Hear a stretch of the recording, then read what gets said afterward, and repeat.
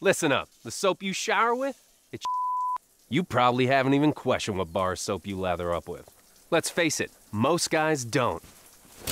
They're still using whatever bar their mommy bought for her little man. Is that what you want? To smell like mama's little man? Ugh. But now you can upgrade your shower game with Dr. Squatch Natural Soap. Click the link for Dr. Squatch Natural Soap. Real soap for real men. Or don't, and continue to be mommy's little helper.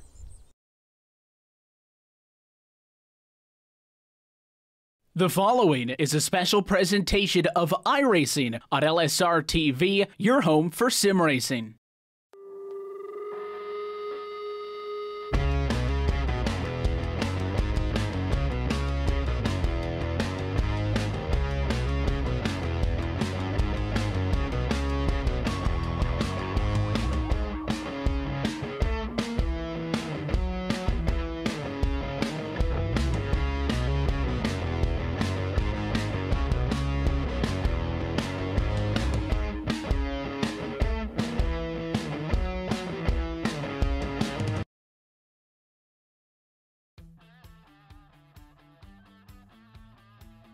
Live tonight from Stafford Springs, Connecticut, LSRTV is happy to say good evening, sim racing fans, and welcome to our continuing coverage of the Dr. Squatch Pro Series, presented by SESRA, out of your home for sim racing and iRacing Live. We go racing for the Northern 250 10th race of this 2018-19 campaign. And as always, we are happy that you're spending a Thursday night with us here on LSR TV. Myself, Evan Pasoko, alongside with Rachel Whiteford and Taylor Frey upstairs. In the booth downstairs, Brett Wheeler is twisting, tweaking the dials, and bringing us all to you. And Rachel, a little bit of news as of last week, where we saw Jeff Ward to go to victory lane from New Hampshire Motor Speedway. A new look to SESRA on Thursday nights with the Dr. Squatch Soap Company coming on board, title sponsor of now the Dr. Squatch Pro Series, presented by SESRA.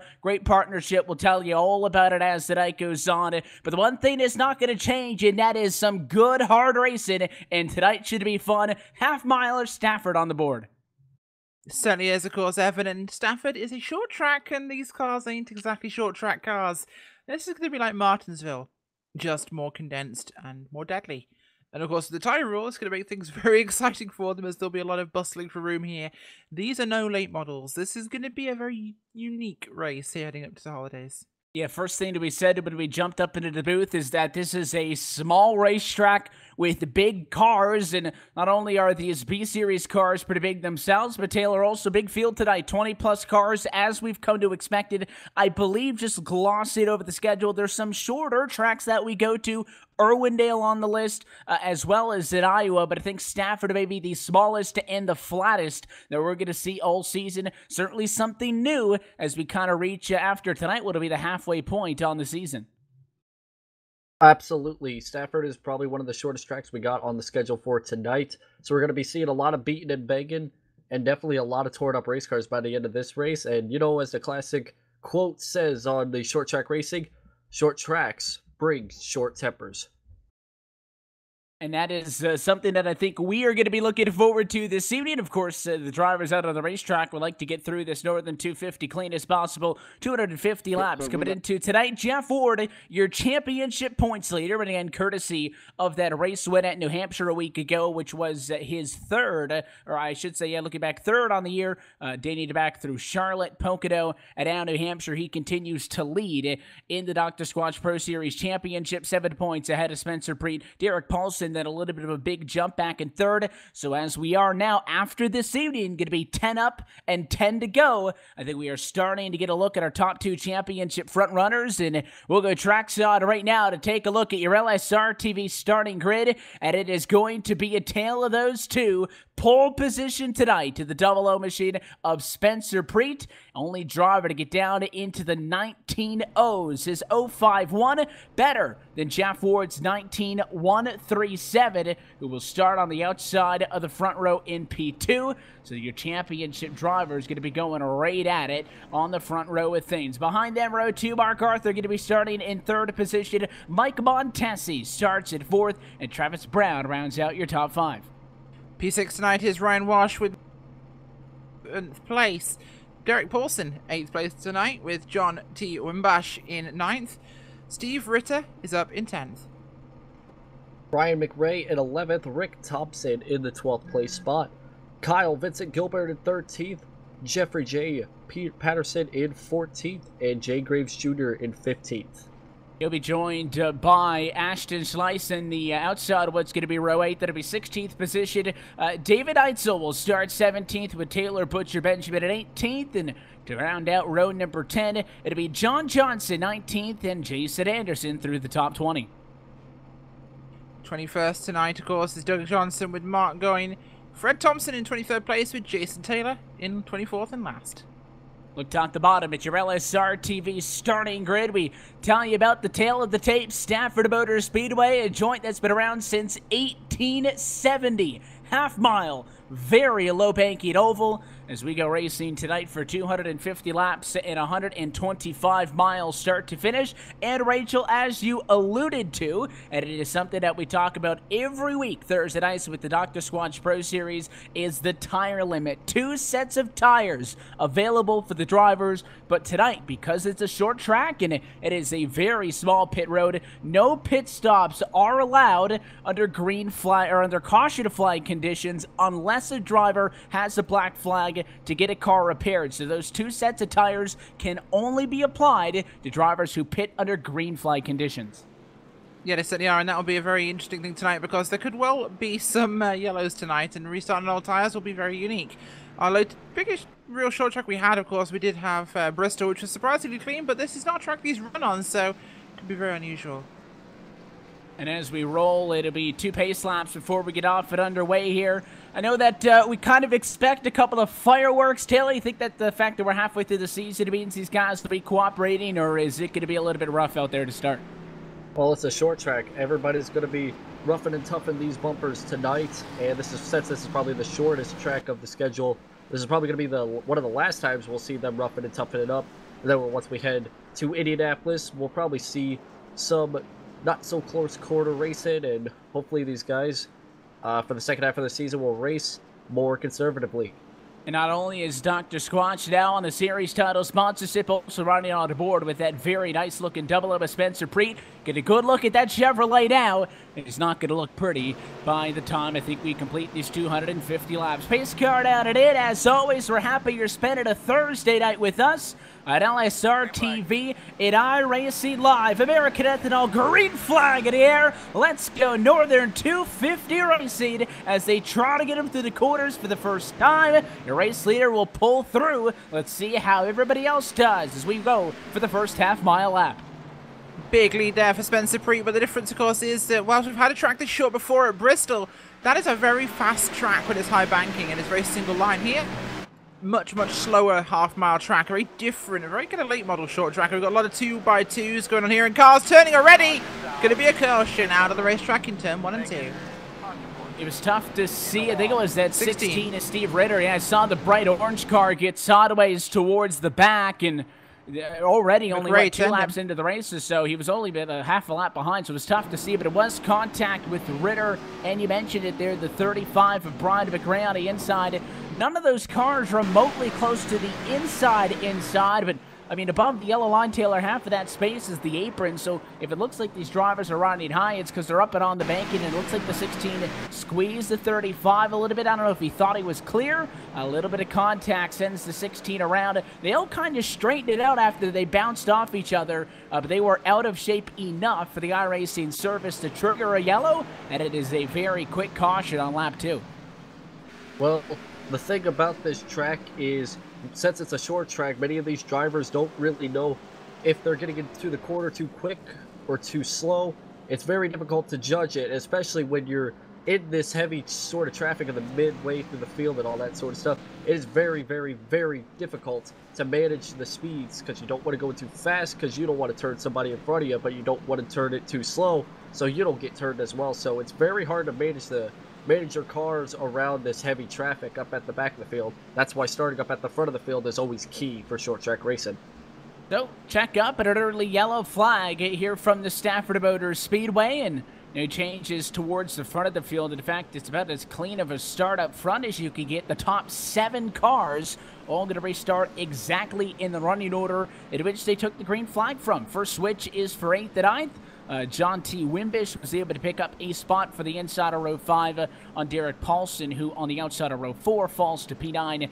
Other than that, that's really going to be only your major changes. Not even a lot going on where the accident happened, because it's not like anybody spun out and got stalled out. It was just a case of a lot of cars coming together. We talked about the lack of real estate, Rachel. I think if we're going to see incidents over the course of this 250-mile race, and it's a good amount of time, I think it'd be in everybody's best interest. Take it easy, try to get to that distance, certainly, but those are going to be the kind of incidents that we see. Drivers going into the corner side by side. They're not going that fast either. Really got to slow these things down, try to carry momentum through it off to be able to get through these corners here at Stafford. I think that's a good example of a lot of the kinds of incidents we might see over the course of this race. Certainly is, and it's going to be the classic incident we see. It's the typical short tracks thing that you tend to see here, and unfortunately it's going to be one of those situations where it's unavoidable. Cars will wash up on older tyres, and after you get some older tyres on these things, it's going to be even worse. And that push on restarts, and it will just lead to more cautions, and it's one of those self-fulfilling prophecies that we can't really avoid no matter how good these guys normally are, and they are phenomenal drivers. This sort of track just doesn't suit these cars, and it's going to be interesting. And lights out on top of the pace cars, so we are going to get right back into these things. It'll be a completion of lap number 7 as the pace car heads off to the way, and Spencer Preet's first opportunity to really dictate when he starts this one. The 00 Chevrolet control car on the inside of the front row. Lap number 7 behind us. Green flag in air, and a very good jump for Mark Arthur behind. He'll rocket from 3rd to 2nd spot, and it'll put the Dr. Squatch cars 1-2 down the back straightaway. Certainly is, and coming down there, they're still trying to single file out here and get some room as once again McRae and the 16 are side by side. They're rubbing again. That didn't end too well last time, boys. You might want to ease off there on that one as the 35 of McRae goes up the track, has tried to do the slide job and goes back behind him there as this is getting a little high-tempered early on. That's what you expect, side by side off for the race starts. Everybody's going to jockey for position. More contact there as Mike Montesi and Ryan Wash fight for position. The 7 basically got pushed up and out of the groove, and he'll come flying back down. It is going to be very difficult for somebody like a Wash there on the inside of the racetrack to get back and into the throttle. The outside might almost be the better lane. Almost nose to nose now across the lawn as a battle up front for 2nd position. Jeff Ward in the 9. He'll take it back from Mark Arthur. The 12 at a very good restart to snatch P2, but it doesn't look like it's going to last long if the 9 can help it. Almost clear. The 12 hanging on, though. He wants to make this a fight. Oh, turned on the front stretch. Roll over by the 1 car. Ryan Wash there. He just washed up into the 7 of Mike Montesi there. Got himself rolled down that front straight. What an impact there on his roof there as he slid across the start-finish line.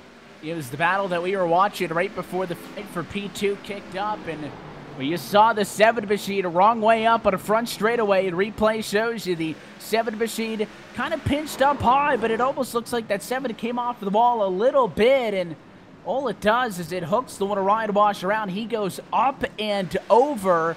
1-2 complete rolls and up against the wall on the outside of turn 1. A big incident for the 2nd caution flag here in the opening 15. Yeah, it certainly does, and it's made things quite unsettled in the early going here. Lap 13, 2 cautions so far. Is this a terrible tale of things to come?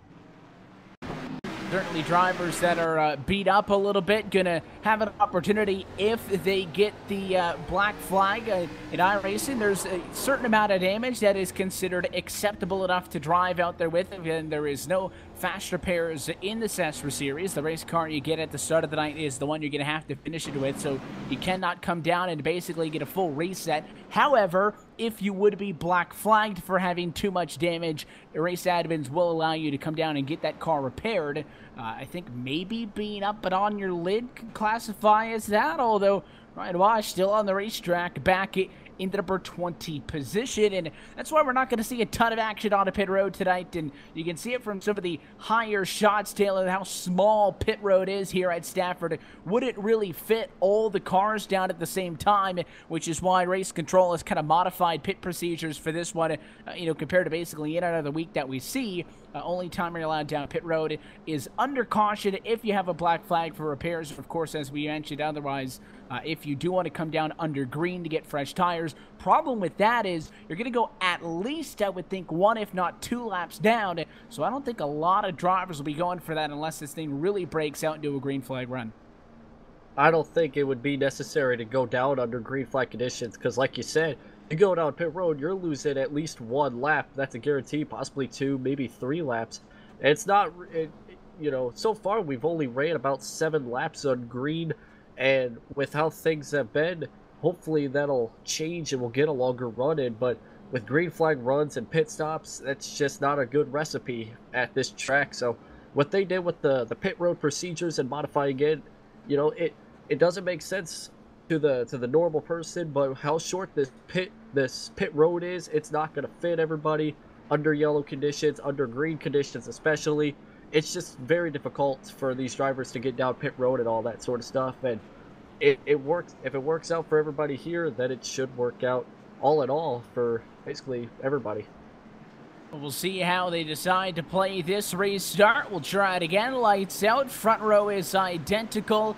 But let's see what the Bernard initiated Jeff Ford can do. He wasn't able to get back up and around to Mark Arthur. We'll see if he can use the inside of row 2 for some payback and fight for second spot. The double O, though, trying to coordinate the jump with the 12. Not so good for the 12 car, but Spencer Preet is gone. And this race back in green flag conditions. Arthur tucks down, hangs on to second. It'll leave a fight for third. Travis Brown pinned up topside. He'll slide into fourth. He certainly gets the car in position there and makes things easier, but there's a lot of shunting happening there as the 91 taps somebody else, and the 5 goes sideways onto the infield. No caution for him this time, but these guys are going to have to learn to back this thing up pretty quickly. We're going to see the first half of this race where we have a lot of bumping and banging and cautions before people are wrecked out as another car sideways. Are we going to have enough people wrecked out that it goes green? Or are they going to do this all race long? I don't know, because this is unusual for the SESRA series to see this much shenanigans. Just caution will fly. No, how? I don't understand. Yes, there we go. As the 16 was sideways again. After this time, he got into a car. That was Ritter once again, who got into, I believe that was the number 38. And unfortunately, McRae once again got involved after a manual caution had to be thrown because apparently Iris didn't realize a sideways car meant there's problems. It's funny because we had the very quick caution at the start with the car getting sideways, and race control steps in there, would have got away with it. It was contact with the 16 and the 38, Jeffrey J. Patterson on the outside of Steve Ritter. The 38 really wanted all that high up. 16 door bangs him, and it was a little bit of a brave, it was a good save by the 16. I think a little bit too overzealous, Taylor, to try to save that car and then drive it into the corner like nothing happened, and basically just wiped out the 38. Brian McRae mentioned nowhere to go and stopped in the middle of the racetrack. The big hit comes from the 51 of Jason Taylor, who gets into the door there. Racetrack was blocked and nowhere to go. And we did say the sheet metal wouldn't last all that long. Couple of drivers already finding themselves in a handful of incidents. It's just, we've only had 3 cautions so far, and a lot of drivers, more than half the field already has some sort of damage on the right side, if not on the front of the car, and that 16 is probably racking up more damage than that 1 car has. Earlier in the race, we saw the 1 car upside down and over, but I still think that 16 car has more damage than that 1 car with how much he's hit some cars and all that sort of stuff. And we're even seeing some beating and banging up front, because I saw up front Jeff Ward put the bumper to the back of the 12 to move him up the track to get the 2nd spot. So it's not just the middle or the back of the field that's having these beating and banging bumps and all that sort of stuff. It's up at the front of the field as well. Yeah, it's everywhere. I mean, the battle for second place was a lot of, drivers from that outside line pinching down, squeezing. So the contact is not at all exclusive to the drivers, mid-pack and so who have been involved in these incidents, but certainly you mentioned it pretty much right off at the top that qualifying up front puts you in a lot safer of a position, and there's a reason we're not talking about somebody like a Spencer Preet or a Jeff Ward having been involved in an incident thus far. The fact that they are up front and ahead of a lot of the calamity. Good opportunity under yellow to remind you and say another big thanks to the folks over at the Dr. Squatch Soap Company for being the new title sponsor of the SESRA Pro Series. Dr. Squatch Soap raises the bar for the men's grooming industry and changes the way men approach their hygiene by providing healthy, all-natural products that allow you to feel like a man and smell like a champion. You can use promo code SESRA15, that is SESRA 15, at drsquatch.com right now, and you can get 15% off your first order. And again, good a time as in it to play it as you watch the Dr. Squatch cars pace around 1 and 3 as Jeff Ward was able to take second position back from Mark Arthur on that most recent restart. Something tells me the saga between the 9 and the 12 going to continue to go on for a little bit here, as the 00 will probably get a good restart, and second is going to be one of the better battles on track. Lights out on the pace car, 25 down. Still 125 to go in this one as we get set for another restart. 225 should say to go in this one. Spencer Preet can wait a little bit longer. They group him up at 4. There's the restart, and it's the exact outcome he wanted, because there goes Arthur to the inside on Jeff Ward, trying to make it stick, but he can't do it. Yeah, he's tried to. There's a lot of bumping and grinding still happening throughout this field here, and these guys still bunching up, but they're not quite learning quickly enough. Spread out off for the restart is what you'd like to see. The 99 of Michael Cozy Jr. side by side. Travis Brown way up the hill in the 01 entry. So the 99 slides back on through, and Cozy clears for that position. The 91 to machine of now John T. Wimbish on the inside. Side by side. Going to be no shortage of that over the course of this race. This one continues to go on, and Brown actually going to win out in that battle on the outside as he looks to get the run off of turn number 2. Taylor can't clear him, though, so the 91 still digging in a fight for P5. It's a great battle for the 5th position. Travis Brown still trying to hang it on for the 5th spot, and he's hanging on just fine. Everybody's starting to single file out, so hopefully this is probably one of the best opportunities for a green flag race, because everybody's starting to single file out, even in the back of the field where most of the chaos has been happening all day. We starting to become single file, so this is probably our best opportunity for a green flag run, I believe, in all race long. It looks like the battle between those couple of cars wins out with Travis Brown, and clearly, Rachel, no intentions of just taking a position and tucking along. He immediately went up to try to get a Mark Arthur. Mark Arthur in 4th, the furthest back he's been all night, and Wimbish way deep into quarter 3 into the back of Travis Brown, locked up the brakes, and Kyle Vincent Gilbert, one of those mid-pack warriors who started 13th, run 7th right now. He's sideways at turn number 2. That's a pretty beat-up Chevy going through the field right now, but he may have the upper hand in this group. He certainly might, and that is going to be an interesting one for him at the moment. See if he can get something done with this. It's going to be very, very interesting, but the 227 there, 91 and 7 are all getting really, really bumpy at the moment. What you would expect, and maybe now as you see some of the drivers with damage, some of the cleaner cars up front starting to get a little bit of space in between one another, an opportunity for this race to stretch out and get some legs underneath it. Ward 7/10 off. Spencer Preet is your race leader. Michael Cozy Jr. scored in 3rd, with Mark Arthur 4th and Travis Brown in the 5th position. Cozy, the biggest mover of all of those. Kind of funny how the 99 sneaks his way through with all of this, but Cozy up 4 into P3. One of your biggest movers behind Kyle Vincent Gilbert, who's up to 7 positions to P6, and a little bit further back and a long way to go, yes, but don't count out the likes of Jeffrey Patterson, Taylor, Butcher, Benjamin either. Some of those mid to late pack starters creeping towards the top 10. Yeah, they certainly are, and that's something these guys could really do with having in this race, is getting that momentum forwards. And things seem to have kind of settled out for a bit. Up 35 now, and the cars are all getting single file, which is what they needed to get some good laps in. This could be a longer run for us. We'll see if it is how it plays out. Nobody out of this race. All 24 cars who started still in it.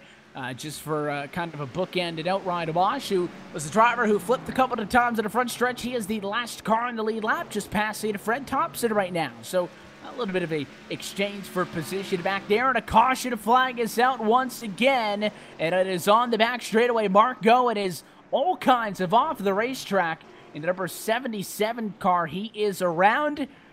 So we are back at a caution flag conditions. We'll get a second look at the LSRTV replay. Another incident with the red and black 27 machine. It's Jason Anderson to the inside. A crossover did not work out, and he sent the 77 for a ride. Yeah, one of those unfortunate situations you'll get with a short track, and these guys are going to have to do what they can for it, but it's going to be very, very difficult. So that one is more of a, I would call it a conventional racing incident. Somebody goes for the crossover at a quarter number 2, and you get up and onto somebody. And I think the reason you see that, and we touched on it briefly, but again, Taylor, is because of the way that the apron works here. And you saw it on the LSRTV replay, and when everybody's moving a little bit slower, you can also see it here as we pace under caution. The yellow line isn't the bottom of the racetrack, really. You've got about a car width of room there on the flat of the racetrack where you can technically race. Of course, there's not a ton of grip down there, so what drivers will do, if the car in front of them is a little bit tighter in the center of the corner, they'll kind of dip 2 left side tires down there, help the car rotate a little bit, but it is very tough, therefore, to kind of figure out where's the bottom of the racetrack and how much spacing do I have to the inside of a car, and it's tough for the guy defending a position to figure that out, and I think that's why we saw that incident very similar to the first one on the night, almost a uniquely Stafford racing incident. As well as you got to count in the fact that many of these drivers still have a little bit of damage, which can make their car a little ill handling. So with these drivers getting underneath them, and even just the slightest tap on the rear quarter panel can send the car sideways and heading towards either the outside wall or the infield grass. And just listening in for a moment on the driver radio, a couple of drivers communicating back and forth. Lap 40 of 250 in the works at the moment. It has been Spencer Preet throughout the control car in this one. After that, I guess I should say before that most recent caution flag, probably one of the longer runs we had seen. The top 3 had really spread out. 4th on back, intervals got much tighter, but certainly 1st, 2nd, and 3rd had pulled at least a respectable margin off of everybody else. So as the lights go out on top of the pace car, and we will get set for yet to get another start, keep an eye to see how those mid-pack cars can work and maybe keep up with everybody else as this race tries to get some legs underneath it. The pace car getting out at Rachel for this one. Preet in control. Ward on the outside of the front row. And Michael Cozy Jr. race high P3. Let's keep an eye on him. He'll be inside of row 2. Yes, it will be. We'll see this one kick off here at the start, and right now, Preet with a great launch once again. The leader's benefit does give him that, though, as it's going to be too wide again, which opens us up to more caution, especially with these older tyres now, 40-lap-old tyres. A couple of restarts into them. The cars aren't exactly in the best condition. A lot of these guys have already got some bodywork damage, so this will definitely be hurting them a little bit here. That was getting very rubbing up there. 9 and 99 getting some side-side contact there as everyone tries to find an opening. They're all doing just fine, and everyone gets into line.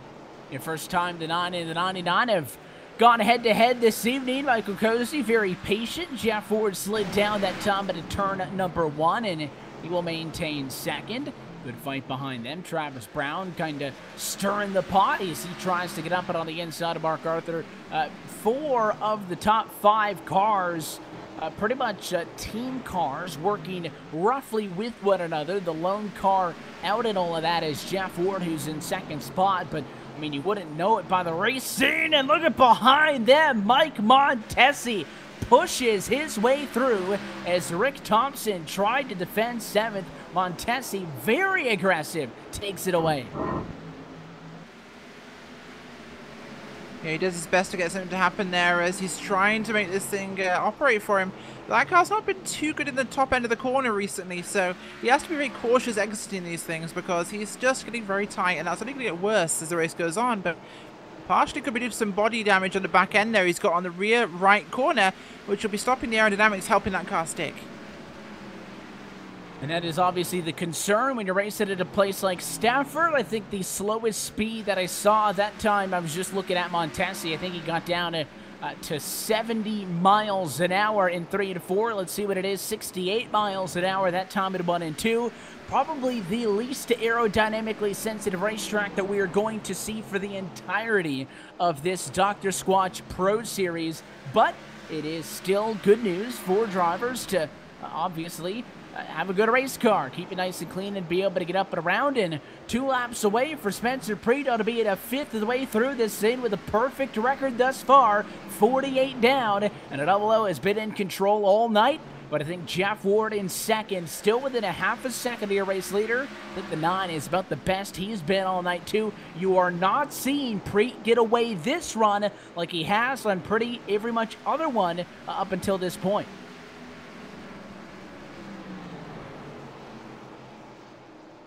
Yes, certainly has, and these guys are starting to get that bread out there, which is what they really need to see here.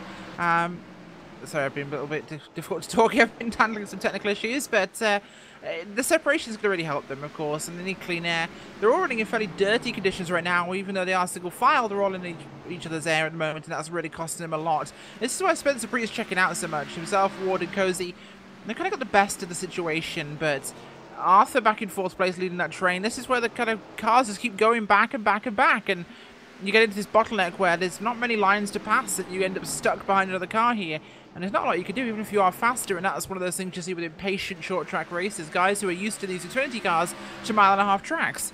They're not used to little half-milers where you're carrying in the corner, which means they tend to bump into each other a lot with just front-end contact, which isn't a big deal. It doesn't turn people, but it kills momentum, and it kills bumpers, and it kills rear ends, and that's exactly what's going to cause a lot of problems later on in this race with aero. And curious also, you know, you talk about some of the shorter tracks. Iowa's more conventional for, you know, this Xfinity Series car. I think tonight could also be a good preview of what we'll see at Irwindale much later on in the season, actually in the middle of February for the Ballroom Blitz 200. That would around 17 of 20 on the season. Probably the other short track that we will see on this 2018-19 campaign. And this race pretty much following the same MO, Taylor, like any other race would. You got a couple of yellows early, some beating and banging, but I think once some of the drivers kind of flowed out throughout the running order, kind of get to where they maybe deserve to be, and you kind of pass some of the cars that out-queued you but can't outrace you, or so you're starting to get a little bit of separation. The top 3 still seems to be the rule of thumb because they are gone. The top 3 cars are 3 seconds ahead of Mark Arthur, who is in 4th position. So very clear at the moment who the class of the field is, but a lot of space means these drivers could maybe look to lock in, get a good portion of these laps out of the way, as again we're now more of the 1/5 of the way through, working lap 56 of 250. That's just a typical short track race, and we get a couple of the early yellows, and then once the early yellows go by, we have a couple long green flag runs, and the leaders start to pull away, start lapping some of the slower traffic and heavy damaged race cars, and we're seeing that tonight. And it's just 3 cars all battling for the lead, and Spencer Preet may have been leading all these laps so far, but so far it looks like Jeff Ward has caught up to him. May see a battle for the lead here brewing up pretty shortly. And you can see the 77 on the outside. That is a lapped car, so Mark Goyen not in a battle for position. He's 22nd and just fell 1 lap down. So that is what you saw with the purple number 77 dropping back. It is Preet the 00, the 9 of Ward, and the 99 of Cozy, 1, 2, and 3. And it's tough to tell. I'm going to look at Spencer Preet's lap times here to see who the inconsistent one is here. I mean, Preet's lap times look pretty good, but you know, Jeff Ward within a car length right now, Rachel. A couple of laps ago, it was closer to 6 or 7 tenths. So the interval kind of ebbs and flows as we work through the laps here. I think that the Honda machine, Jeff Ward, is never somebody who we insist is inconsistent. He's probably the most consistent driver we've ever seen at the iRacing service. Of course, that we see a lot here on LSRTV at iRacing Live. If there's one driver I don't want behind me, it's him. But of course, we've talked about the Ward and Preet battle in the championship, and Michael Cozy Jr. a little bit out of that conversation, but he wants to be in the one for the race win tonight to the inside of the 9, and he's got it. Cozy, P2, highest for the 99 all night. Yeah, certainly a good move for him there to get himself into a good position to push forwards now, and It's going to be useful for them in the moment because it's going to be a tricky duration for this thing. 61 laps into 250. And this, like we said, the tyres are limited, which means these cars are running on some really old rubber here. But the body damage is the bigger killer right now. The body damage is what's going to hurt all of them because it's changing how these cars and the setup which was put on them will behave throughout this race duration, especially as the track warms up.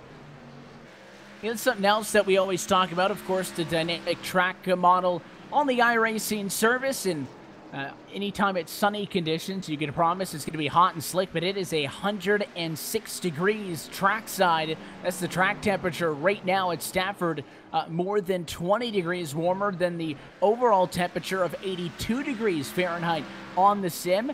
So it is certainly hot and slick out there, and that does not bode well for the crowd, Taylor. That would argue I do not want to come down pit road. We talked about the at least one, if not two laps that you would lose for coming down to get pit stops here under green flag conditions. Again, there are two sets of tires onto pit road. You can only take fresh tires under green.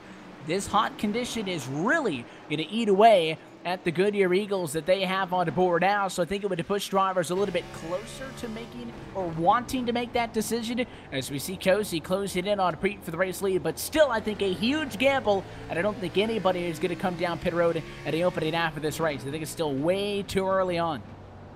It's definitely way too early on. Like I said earlier in the race, that if you go down before, go down during the green, you're definitely going to lose several laps, especially if it's not while everybody else is making their pit stop. So definitely it's just going to have to be a question of when everybody else goes down pit road, because when everybody else goes down pit road, we'll be able to cycle through just nice and fine. Nobody will lose a specific large chunk amount of laps, but we'll definitely be seeing some really long racing on these tires, especially since these drivers can't go down under the yellow flag. So these tires are definitely going to be slick and slippery. These drivers just have to manage these tires.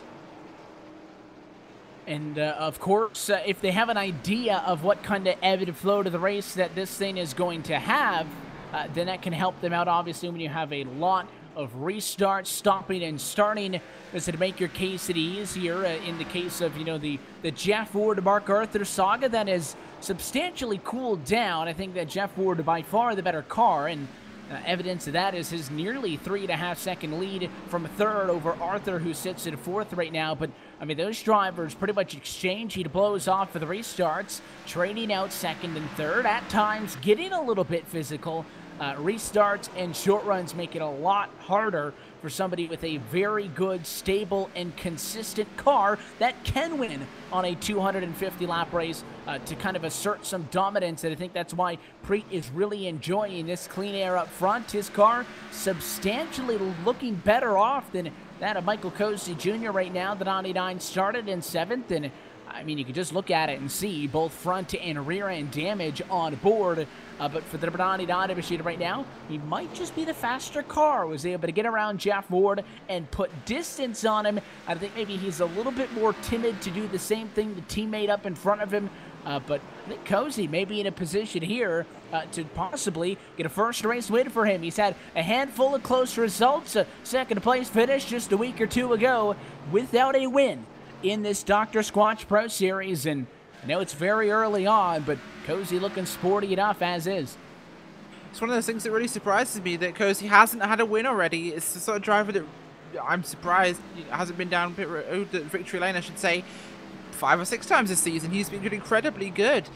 Just unlucky, realistically, but at the same time, getting past Preet is going to be a tricky one. Preet has got a good line, so maybe the Dr. Squatch livery on his car and the sponsorship there is helping keeping him fast and on the right track and squeaky clean. Absolutely, and as you see these guys now get into the longer run, very noticeably, you can see some of the rubber getting put down on the inside, and talking about that whole, half the apron kind of line with the 99 Cozy. He's taking two very distinctly different lines, very high here, and the race leader is going to have to check up. It's an incident right in front of them. Caution flag is out. That could have been terrible, as your race leaders were coming in at full speed. Instead, it is a caution flag. Contact with the Brian McRae and Steve Ritter. In a battle for 10th and 11th position, we'll get the LSRTV replay up in a moment. Ritter drives in, gets him to the left rear quarter panel, and turns him. Yeah, not ideal there, unfortunately, but good avoidance. A couple of those lap cars started moving straight after crashing, and then he took out the leads even more, but yeah, that is pretty incredible. What we'll do is we're back at a yellow flag. We'll take a quick opportunity to step aside and to come back to Stafford Motor Speedway. Up tons of racing still to come. You're watching the Northern 250, part of LSRTV's coverage of the Dr. Squatch Pro Series presented by SESRA. You're watching iRacing Live.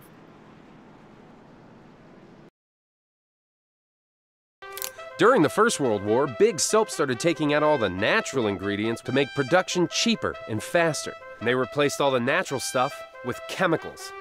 Chemicals like sodium lauryl sulfate, parabens, and dioxane. Chemicals linked to depression, liver damage, cancer, and low sperm count. And worst of all, dry skin. Oh. Your poor balls, all dry, empty, and sad. Click the link for Dr. Squatch Natural Soap. Real soap for real men.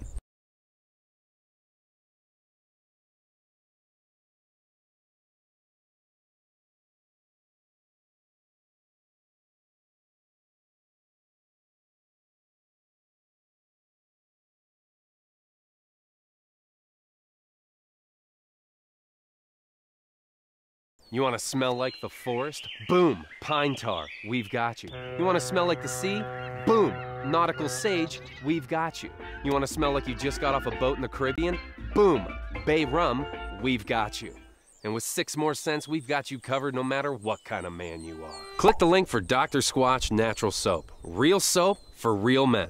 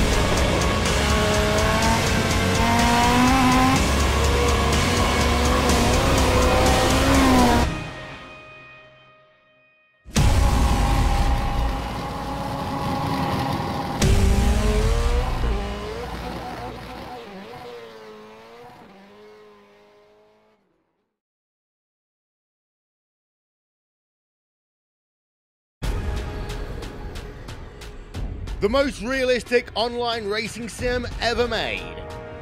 This is iRacing. Detailed laser scan tracks, fully dynamic real world cars, and over 50 series to choose from.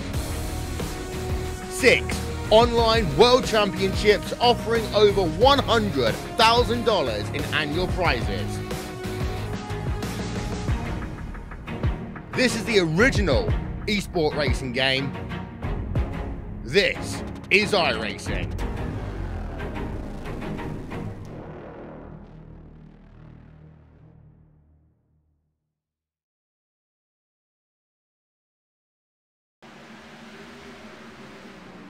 Back live for the Stafford Motor Speedway, and we are back at arena flying conditions. Spencer Preet takes the green.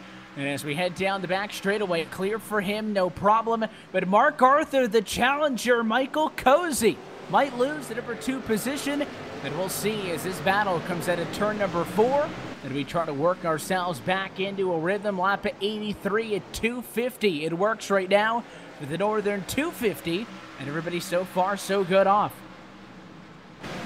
Yeah, certainly is, and they're getting their work done here at the moment, trying to make sure we get some momentum forwards. As everyone trying to single file out. 16 is side by side at the moment. Again, Ritter there with Paulson. I believe there isn't a 5 below him. Paulson gets the advantage. He gets through. So he'll slide right on through, and another change for position. Eric Paulson, somebody who's been a little bit quiet in the American Pool Supply Ford Mustang. He'll try to catch up to the likes of Thompson, Nod, Montessier, Josh T. Wimbish 7th. Of course, full running order going across at the top of your screen. Side by side, 5 and 6. Travis Brown gonna hold off. Kyle Vincent Gilbert locks it up, almost takes him out as the 227 hard on the brakes, and that was almost bad. A little bit of contact between the 99, Cozy and Mark Arthur. Cozy tried to get into the second spot, and he put the bumper right to the 12. Almost caused the 12 to get sideways, but they keep it nice and straight. And hardly the only company cars getting loose. Look at the 29 at Thompson. Oh, and the 7 car! Montesi gonna get sent into turn 1. Can't hang on. Thompson gets into him, and the 29 gonna drive through the grass, but somehow we're still green. This has been happening quite a few times. If the cars are not quite the right angle, especially with these flatter corners, Evan, you've got to be really all the way around because of the corner angles here. You've got to nearly be past 90 degrees to the track to get the caution to trigger and on the racing surface. It's one of those tracks where it's very difficult to make it trigger right on these corners. And I think that a lot of drivers are still trying to catch their breath in all of this. Fight now with the 1 of Ryan Bosch and the number 19 of Ashton Schleiss in 12th position. You're starting to see a lot of cars getting around this place with significant damage on pretty much every single side of the race car you could think of. But through another restart, you get through that close call, and I mean, that's not necessarily how you do it by the book, but Taylor certainly spread everybody out a little bit mid-pack. Well, obviously it has, and when we get spread out like this, it's a recipe for green flag runs, and you know, we had a little bit of chaos going on early on, but now it looks like everything has settled down, and hopefully excuse me. I'm out of breath by this battle by second place. It's a real good battle. What I was trying to say was, what's going on in the back of the field is really starting to slip down, and that's a good sign for these front runners up front, especially for Spencer Crete. Well, yeah, we talk about the I'm not sure what the specific word would be, but I guess the the ability for the drivers up front and the drivers at the back, the level of talent top to bottom of the field pretty even. It was a point that Taylor had actually made right when you jumped in, talking about just practice times, how close everybody was. 19 cars separated by about 0.7 of a second on a practice charts, and a racetrack that arguably you could use a whole lot of different ways to get around, and can be open to a lot of finesse depending on your driving style. And I think your race leaders have done a very good job of driving aggressive. Let's watch the 99 of Michael Cozy Jr. here. He is trying to hold off Mark Arthur. Just took second back away from him. And a 12 machine wanted it back on the inside, and it will not happen. Michael Cozy is so much on the edge every time at a turn 4. He's on the gas, and most people, the car gets sideways, you lift, you let the car straighten itself off, and then you drive straight off of the quarter. Not for the 99. That thing is fishtailing almost every single time. That's how you run second place. Certainly is. He's trying to get there as hard as he can. It's not quite as smooth a line as Preet, but look at this behind them, Arthur and Ward there. It's like Arthur's not quite as fast, but has a bit of line, and it looks like Ward is desperately trying anything he can here. Goes up high, gets a good line, will maybe get the line off the corner. He does just, yeah, he clears him nicely around the top there by 9. So good job there as those drivers will swap things out. Jeff Ward, who is kind of uncharacteristically fallen back on this most recent run. Jeff Ward is somebody who, I mean, on the rare occasion, I should preface that he doesn't have a great car in the qualifying session or whatever it may be, is just very good middle of the run. That's kind of his forte. That's his bread and butter, if you will. And fallen back to P4, and he'll be able to get one of those spots back with the pass to Mark Arthur. So Ward now back up into 3rd, but a little bit of a ways to go because Spencer Preet 2+ seconds ahead of the next closest driver. Your race leader checking out again. Yeah, he really is here, and it's definitely giving him an opportunity to really get some distance here. They've not made a tyre stop yet, of course, which is going to make things interesting for this race duration, or they may have actually just made their first one, but either way, Preet has definitely got the bigger legs when it comes to starting off and keeping that advantage. Seems towards the end of a run, Cozy is a little bit faster. And we will see how this plays out. If you have a combination of short runs towards the end of the race, if it appears to be pretty cut and dry, that if it is any sort of a long run, that Spencer Preet right now has the upper hand. Battle for P5, and and a spinner nearly to 227, and Gilbert catches that car. John T. Wimbish going to pass him high side for the number 91 to go up and into P6, but Gilbert tried so hard to keep it on the inside. He nearly spun that car out trying to fight with Brown for 5th, and instead he'll lose a spot. So Gilbert trickles down to 7th. Certainly does. In 7th place has been a bit of a drop, but Vincent Gilbert is definitely one that's been on the up and up so far. 13th to 7th at the moment, and he's really had some good runs. Had a better position earlier on, but he's trying to fight it back now. Fighting there with the 91 of Wimbash. But other big movers so far we've seen really haven't come to fruition. We've seen some big fallers. Ryan Wash, 2 laps down there in the 19th place, trying to recover what he had. Fighting there with the 16, who's not on the same lap as him, but a faster car at the moment. And maybe that's all that matters at lap 103. Certainly good to have the faster car at the moment, but, you know, we start talking about maybe lap 203. You don't necessarily have to be the best car right now. I know it feels good for Spencer Preet to be able to go out here and lead almost uncontested as long as he can get out of the gates, and it's not something that he's had an issue with at all tonight. He has been pretty home free.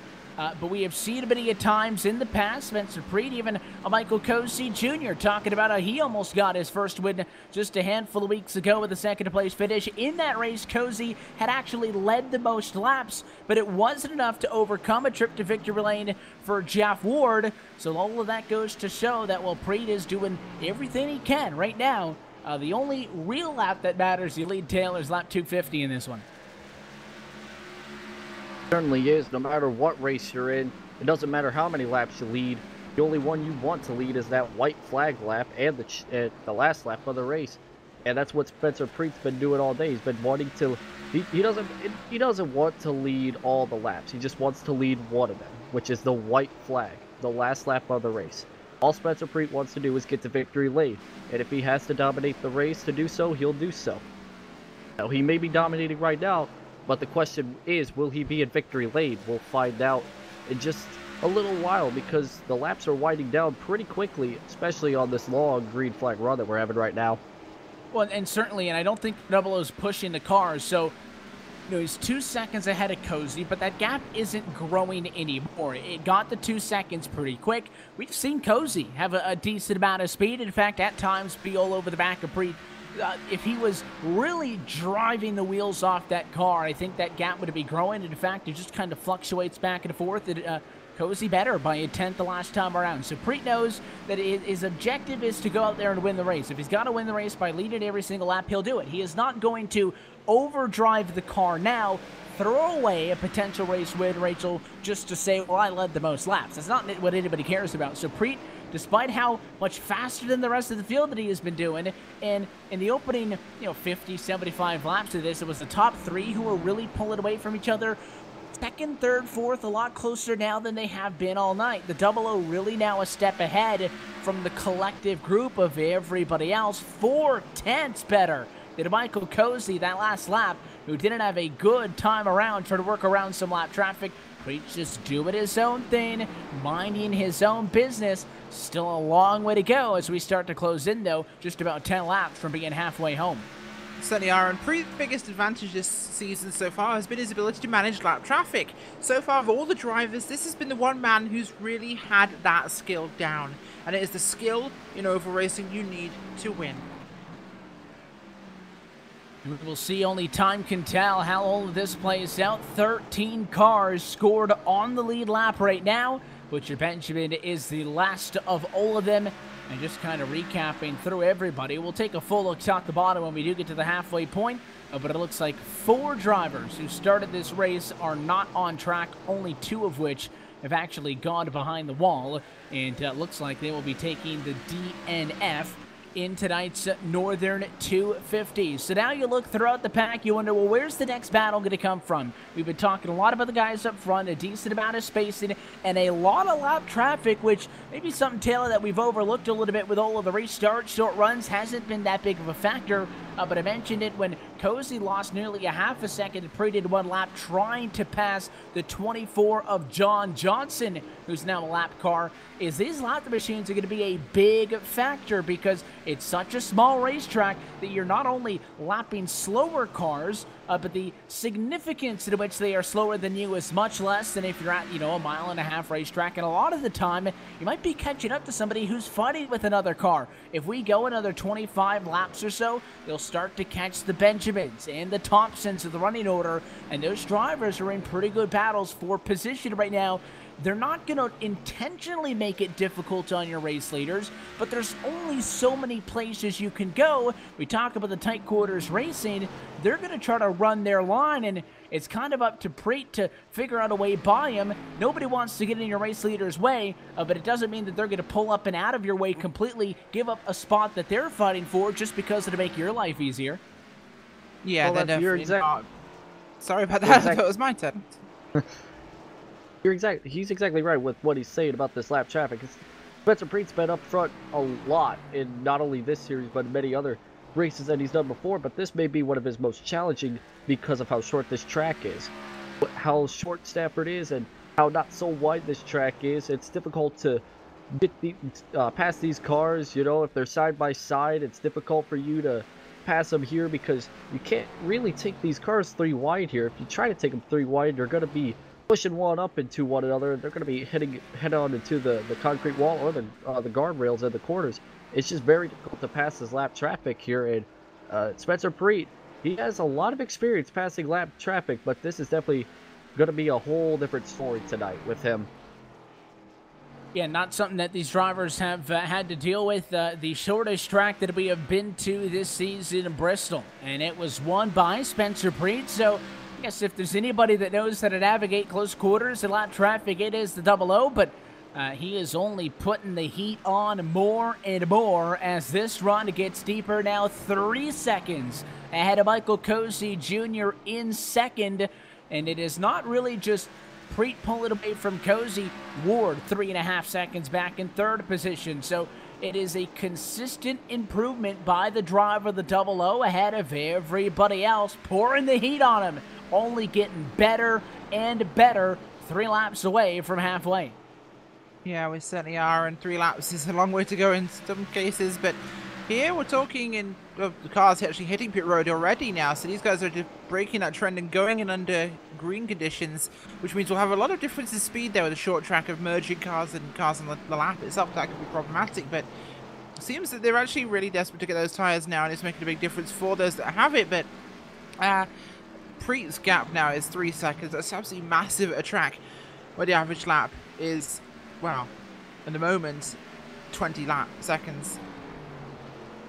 A good little bit, and it'll be official in about another. He's averaging 20-second lap time, so we'll get a head start on it as he takes lap 125. Spencer Preet is about to cross the halfway point in tonight's race, so let's take a look at our iRacing Midway race break, brought to you by iRacing, the world's premier online racing game with professionally organized racing from NASCAR, IndyCar, IMSA, and more. Halfway through this afternoon's Northern 250, and Spencer Preet is your race leader, getting raced pretty hard by a little bit of lap traffic right now, but he sits 3.4 seconds ahead of Michael Cozy Jr., who sits second. Jeff Ward is still third, and no changes inside of the top 5 with Arthur fourth and Travis Brown right where he started in 5th. Behind them, Kyle Vincent Gilbert has scored into number 6 spot. Derek Paulson is in 7th. Rick Thompson is 8th right now. He is the last car on the lead lap. Taylor Butcher Benjamin just put a lap down. He's 9th, a lap down, and so is John Johnson, who rounds out your top 10. P11 tonight is going to be, as we a big kerfuffle there with the 88 on the track. P11 David Nassau, John Wimbash, Steve Ritter in 13th place with Mike Montesi and Ashton Schleiss in 15th. Brian Wash, Jason Anderson, Jay Graves Jr. in 18th place. Brian McRae, Fred Thompson in 20th in the last cars. Doug Johnson, Jeffrey Patterson, who is retired at this point. Mark Goyne and Jason Taylor also retired in 24th. Bit of look top to bottom at your iRacing Midway race break. For more information on the wide variety of sim racing possibilities online, you can visit iRacing.com to sign up today. And If you go to iRacing.com/membership, up to 40% off all new subscriptions. So if you're looking for a holiday gift idea, iRacing.com/membership will get you taken care of. But we are past the halfway point, 130 down, and we count with only 120 now to go in this Northern 250. So what we'll do is take another quick opportunity to step aside. It's all Spencer Preet, 3 seconds in front. You're watching LSRTV's coverage of the Dr. Squatch Pro Series presented by SESRA. Lots more to come from Stafford when we come back. You want to smell like the forest? Boom, pine tar, we've got you. You want to smell like the sea? Boom, nautical sage, we've got you. You want to smell like you just got off a boat in the Caribbean? Boom, bay rum, we've got you. And with 6 more cents, we've got you covered no matter what kind of man you are. Click the link for Dr. Squatch Natural Soap. Real soap for real men.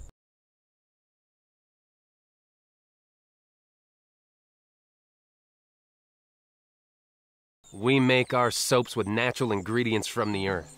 Ingredients like oils, plants, goat's milk, Greek yogurt, oatmeal, shea butter, and citrus. No. Turn your shower game up to 11. With the smooth lather of gold moss or the exfoliating woodsy bliss that is pine tar. Get ready to step out of the shower feeling alive. Click the link for Dr. Squatch Natural Soap. Real soap for real men.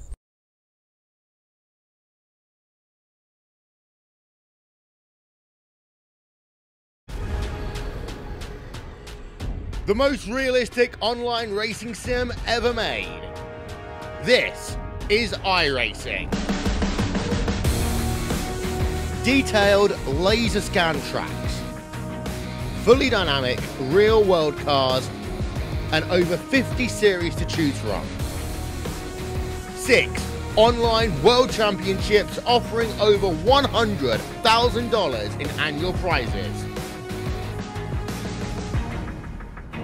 This is the original esport racing game. This is iRacing.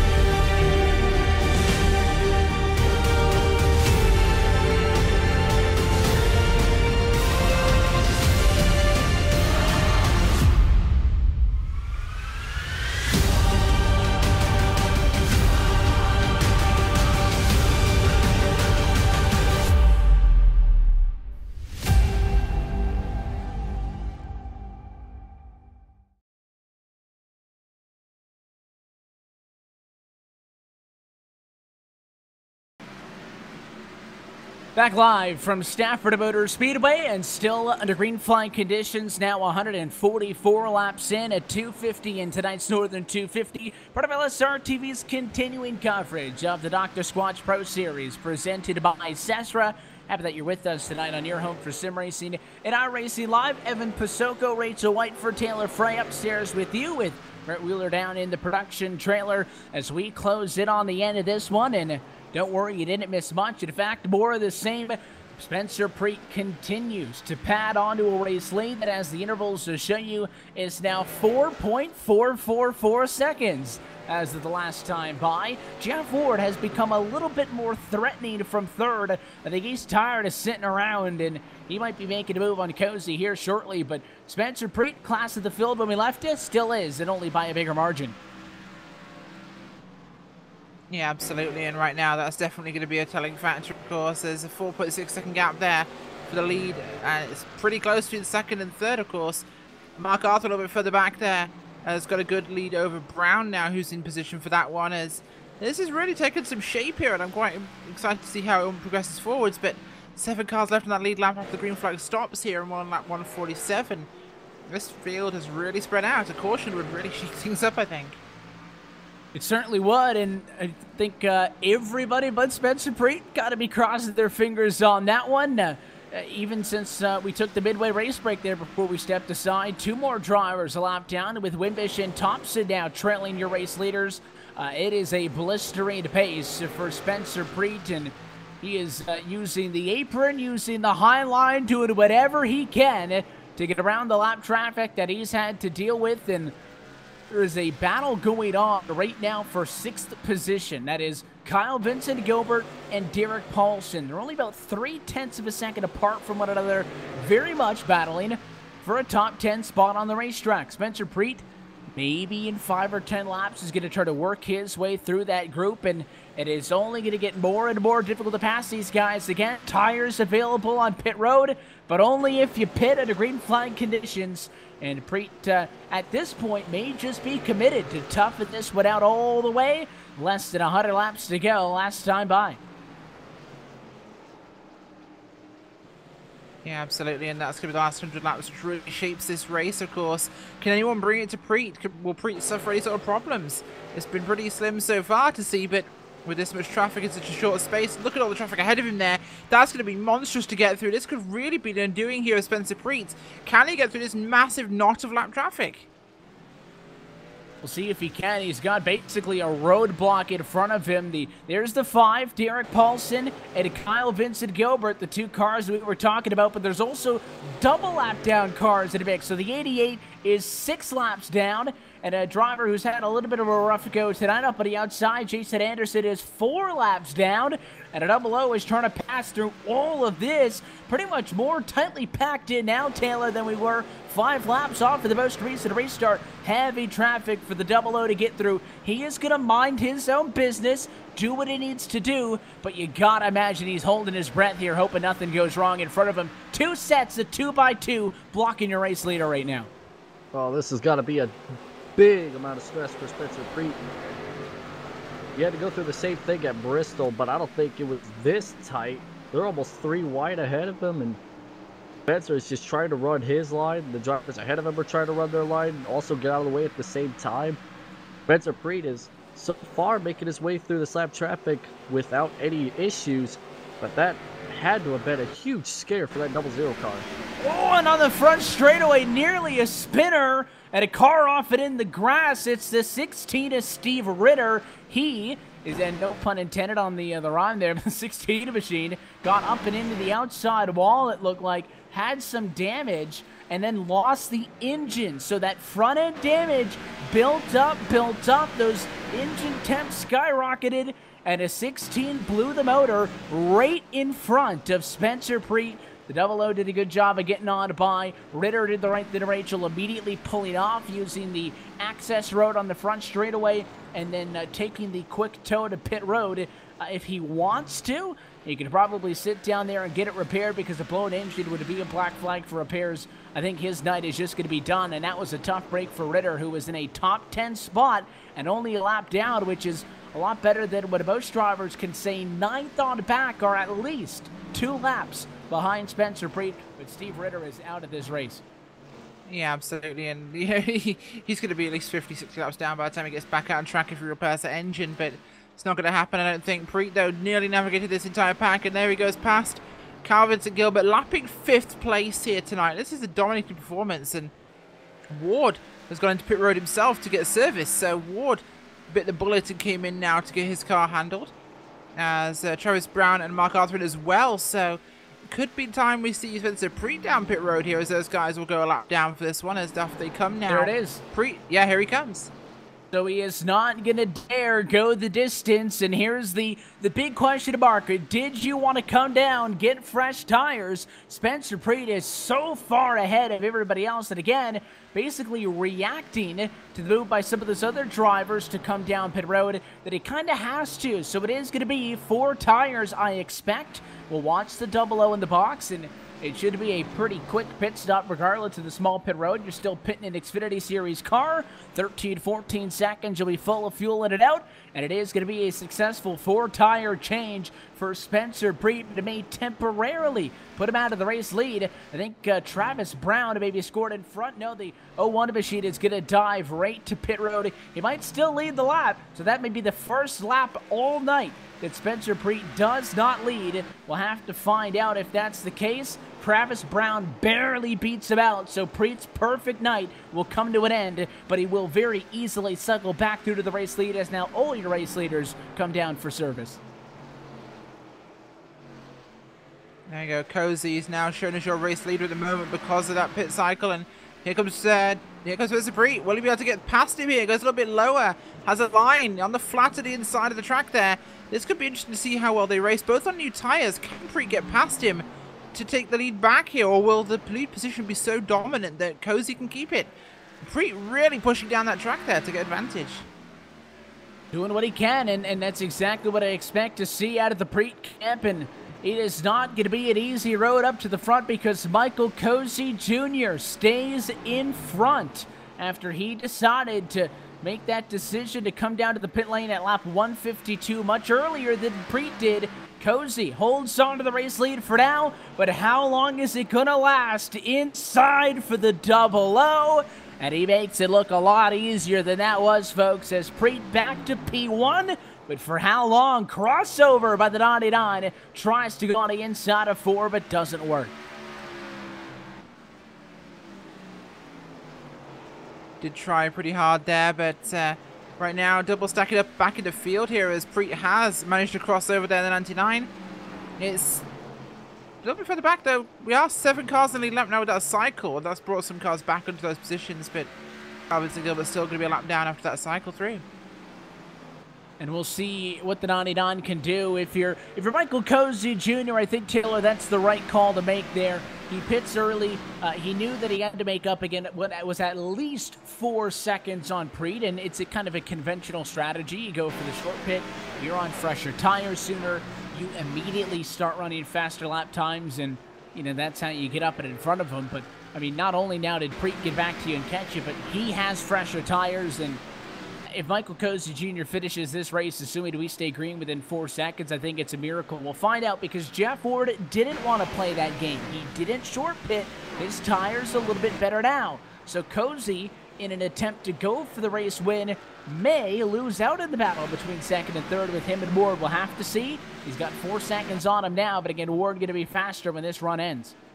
Oh, it's definitely going to be the case because out of everybody in the top 5, Spencer Preet has the freshest tires. The most worn tires goes to John Wimbish. He's got 48 laps on his tires. So many of these drivers tried to short pit, try to get out in front, try to close down the gap. But all in all, Spencer Preet has the fresher tires out of everybody in this entire race. And it's just going to show you that even with fresher tires, these drivers cannot hold off Spencer Preet because of how fast he is, not because of only the fresher tires, but because of how just purely dominant Spencer Preet is on these short tracks. And when somebody's that good, you kind of have to jeopardize the safe strategy, and no fault, I think, no blame can be put on the 99 Cozy for trying something. He'll take it if he can hang on to second place tonight, don't get me wrong, but for having so many runner-up finishes, he wanted to try something, and when somebody's better than you, faster than you, however you want to put it, you have to operate from a point of disadvantage. You can't take the strategy that you want to because he's going to do it. You're just going to lose. So you got to try to mix it up, maybe see if you can get a yellow flag here or there, catch something, and certainly the Naughty Dog Machine got a couple of laps led. So he spoils the perfect night for Spencer Preet. It is not a perfect game for him, but he will want to close this one out. And now it is the hold your breath we were talking about, Rachel, but he was behind the side-by-side. Preet's going to hold his breath a little bit more each and every time by as he wants to count down what is 76 laps to go this time by. If this thing stays green, I don't think anybody's going to touch him. I don't think so. I mean, the gap at the moment isn't tiny. Michael Cozy Jr. is there as the gap is 1.452 seconds. That's a really funny number to think about. It goes down to the thousandth. And what other information can you get in terms of lap times? Well, one of the best ways to do that is with Joel Real Timing. If you go to joel-real-timing.com, you can get the best software to help out your driving, your spotting, or your crew chiefing on the iRacing service. So if you do any of those things, or you just like numbers, go to joel-real-timing.com and get yourself a free download today of the best timing and scoring analytics software for iRacing.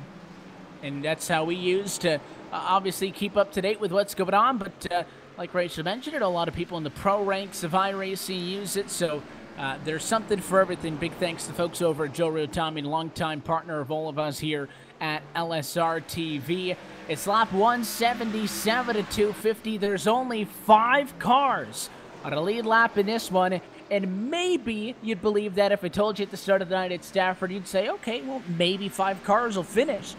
For the rough and tough start that we saw to this race, there are still, looks like I'm trying to get the official number, 20 cars on track. Only a quarter of the cars on track in this race, Taylor, are on the lead lap. So that just goes to show you how fast your race leaders are compared to everybody else. Well, it's not just that. Spencer Preet, I don't see any sort of damage on this 00 car, whereas everybody else on track has some sort of damage. A bent-in fender like the 99 of Michael Cozy Jr., but I don't see a scratch on this 00 car. So Spencer still has his aerodynamics still at 100%, while everybody else, they just have some sort of aerodynamic disadvantage. And speaking of that, I just caught the 46 Fred Thompson, who was actually the, I believe he's the last place running car on track. Well, give him a tip of the cap, certainly for toughing this one out. Thompson up 3 spots from where he started. That car got a lot of fence the last time down in turn 1 and 2. So every once in a while, kind of like out of Darlington, you can get away with a stripe or two, a shot to the outside wall or two, but it does add up. And I mean, noticeably cleaner the 00. You see him work by the 27 Jason Anderson, who will go to 6 laps down. Brian McRae, who's been involved in a couple of incidents in the authentic details entry, he'll go from 3 laps down to 4 laps down. Just get to the end, I think, is what everybody is hoping for. And all it takes, 1 incident, 1 damaged car, half a problem, and this race is going to be a whole new ball game. But I mean, John T. Wimbish next on deck for Spencer Preet to lap the 91. Somebody else who has done a very good job of keeping the car clean, staying out of trouble. Wimbish started at 9th. He runs at 5th right now, but he'll be lucky if he's on the lead lap for 10 more laps. Yeah, absolutely, and that's going to be a really critical one for him there, is trying to maintain that position, but it doesn't really hurt too much at the moment. It's not likely to catch the leader, so being on the lead lap or 1 lap down isn't a huge deal, but of course it does mean that if he's caught by the likes of Montesi or Brown or Gilbert, he could be in some real trouble of dropping a couple of spots there, all the way possibly down to 11th place. So his safe spot right now is not quite as safe as he'd like, as though right now Cozy is holding a good distance to Preet. He's starting to up his game in lap traffic, but Preet is just a master still. And of course, you look back on the success that he has had, the back and forth with he and Jeff Ward. Ward with the most recent race win in this series, and has been the guy. 3 race wins, leads the championship by only 7 points, but it is a point that we tend to make often here with this Dr. Squatch Pro Series presented by SESRA, is that the point system here doesn't offer a lot of variety. The difference between 1st and 2nd position is the same as the difference between finishing, 13th and 14th, or however it may be. It is essentially 1 point interval per position, You look at a race win is 40 points, and the next closest you can get is 39. A lot of the time you'll see Taylor point structures where it's a 5-point jump between first and second. Not the case. So the battle for the race win is equally as important as the battle for, you know, a couple of guys 2-3 laps down in this race, because it's 1 point per position. So the 7-point lead that Jeff Ford has in the championship doesn't sound like a lot because it's single digits. It's a significant margin. If Preet can close this out with Cozy staying second and Ward in third, not only would it be Preet's third win on the year to tie Ward for a series best, but it would take 2 points out of the championship. 2 points does not sound like a big gain, but on Thursday night it absolutely is. Oh, it definitely is, especially when you think about if Ward has one bad race and Spencer Preet has one great race. Preet could easily be into the points lead out of that race. And it could happen tonight if Ward makes a terrible mistake. Preet could lose all the spot, all the points and all that sort of stuff, because there's not that many I don't think there's any bonus points at all. So if Preet just ends up like losing control of the car or something like that, all this dominating stuff could easily just go away just like that. And I'm like a standings points guy myself, and I love watching a good championship battle. And we're entering the second half of the season. 91 gets turned on the back straightaway. That'll end. And this changes everything. Yes, it does. Wow, that was Wimbish. That was the, he had just gotten lapped at a Bernardi Water Machine, and it was Cozy trying to work by him in second position, and 99 just got up and into him, turns him around, and off for the nose of Michael Cozy goes John Wimbish, and this is a whole new race as a caution snaps over 100 laps of green flag action, and we will have a race start just outside of 50 to go. Now, I would say you would go down pit road and take tires, but you can't do that at this race. If it was anywhere else, you could, but here, since the pit lane is so small, you can't. So, honestly, pit strategy won't change anything, since I don't think Cozy has enough damage to get a black flag, especially on just a simple bumper hook. And I think he's pretty happy to get away with the little bit that he does have. And I mean, everybody got tires not all that long ago, but remember, the short pit going to put Cozy even at more of a disadvantage now. I mean, it's a 5-lap difference. You're talking about 40-lap-old tires, so you can, you know, I mean, calculate how much of a difference it is, but it certainly is a difference. And Spencer Preet, who has been an ace on race starts tonight, Rachel, is going to have to make sure he didn't lose that touch, because this could be the biggest one of the night so far. It certainly could be, and that'll be a big advantage if he can get it good here. But right now, of course, Cozy's a major threat to him. So is Ward and Arthur and Brown. They know they've got a lot less laps left now. A lot less laps left. Wow, that was a tongue twister at 3:20 in the morning. But you know, now is the time to make a good go of this thing. They know exactly how far they've got to go. They know there's a good chance to try and push this thing. So 99, 9, 12, 01. They're going to be in a really great position here to push this. There's 5 cars in the lead lap. They know they've got very little to lose. Yeah, they're just going to let it all out here, and we'll see if the Double O machine, if he has to be very aggressive here, if he feels like letting a Cozy or a Ward up on the inside of him is the end, or if Preet's confident enough in the speed, maybe if someone's going to make a gutsy dive into the corner, don't pitch him down, let him go and try to get back at him. But I mean, the fight that we had seen pretty much on every restart early in this race, Taylor, was Jeff Ford, Mark Arthur. Arthur back in this. He was 10+ seconds off of the race lead in the number 4 spot. He'll be now right back up there, but it was Arthur and Ward swapping about second and third, because second obviously puts you on the outside of the front row, arguably not as good of a restart position as third is on the inside of 2. So I still think this is going to be a fight for the runner-up. I think Preet goes here, and Cozy Ward's going to be the fight to watch, but we'll find out when the light's out. Oh, we obviously will. We know that Spencer Preet will obviously get a good restart here, since he is the control car, plus his restart skills have been quite unmatchable all throughout tonight. So the battle to watch will definitely be second place as we're getting ready to get the restart here. 197 laps down, 53 to go. It's a good jump for Preet, and Michael Cozy Jr. all kinds of out of shape. I think Mark Arthur lifted his rear tires up and off the ground. Here comes back. Jeff Ward for third. It was 3 wide just a minute ago, back with the machine there of Brian McRae and a few others as they push through. A bit more bottling up there in 3 and 4 as the 91 got a jump, I think. He has to go down pit road for a penalty. Unfortunate for him there, but the front racers here are pushing super hard. Cozy is absolutely stepping on this thing. And he almost was able to hold off Jeff Ward, but unsuccessfully. So the 9 at Jeff Ward takes second away from Michael Cozy Jr. It's bad news if you're the 99 camp, obviously, but Spencer Preet now means that is 1 less point to gain in the championship picture. Not to get ahead of ourselves, because nothing says this race is over. If there's somebody who can turn it up out of nowhere, it's Jeff Ward. I think if it ends the way it runs, he'll tell you Preet was just a better car.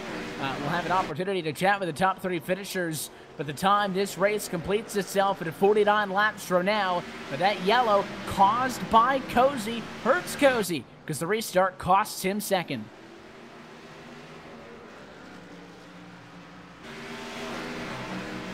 Yeah, it certainly does, and right now he's going to do what he can to try and push back into that position, but a huge scramble by the top 4 there.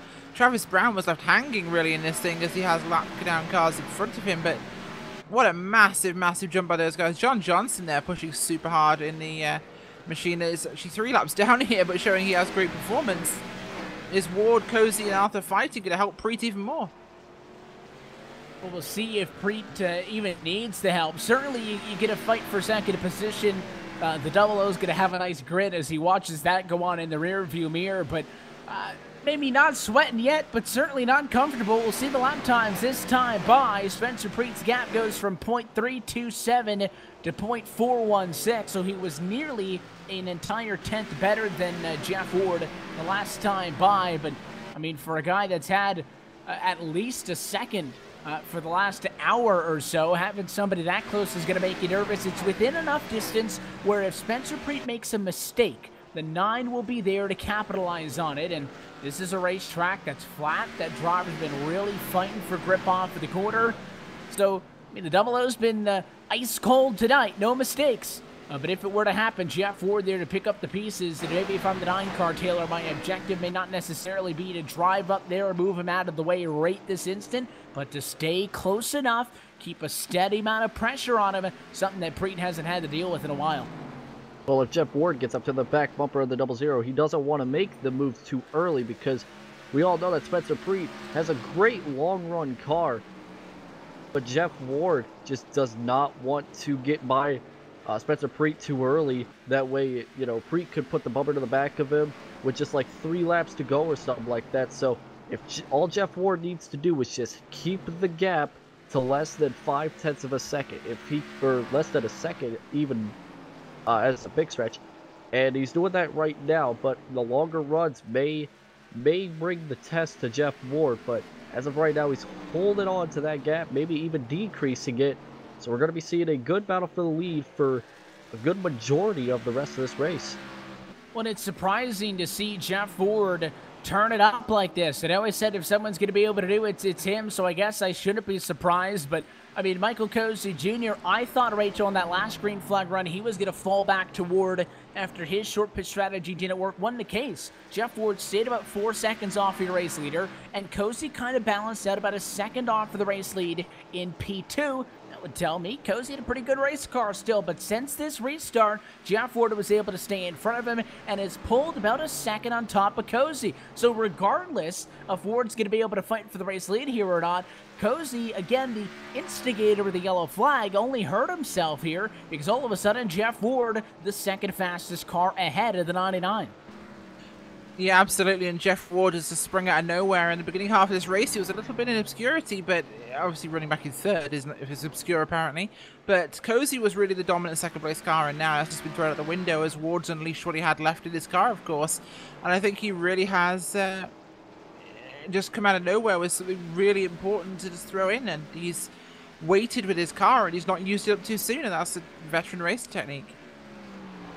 And now the laps are going to feel like they're going to go by oh so slowly for Spencer Preet. You get into that groove, middle of the race, we knock at 100 laps, and the blink of an eye. Again, you're getting about 3 laps in every single minute, so there's no more than 15 minutes or so left in this race if it stays at a green flag conditions. However, Spencer Preet, I'm sure it's going to feel like about 2.5 hours as he does pull some distance and gets a little bit of breathing room on top of Jeff Ford. The gap now nearly 7/10 between the two, and maybe the charge by the Honda machine going to die early.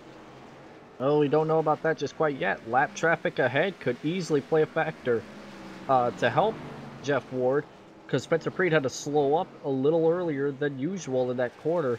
It just depends on what Jeff Ward can do around this lap traffic, and as well as Spencer Preet.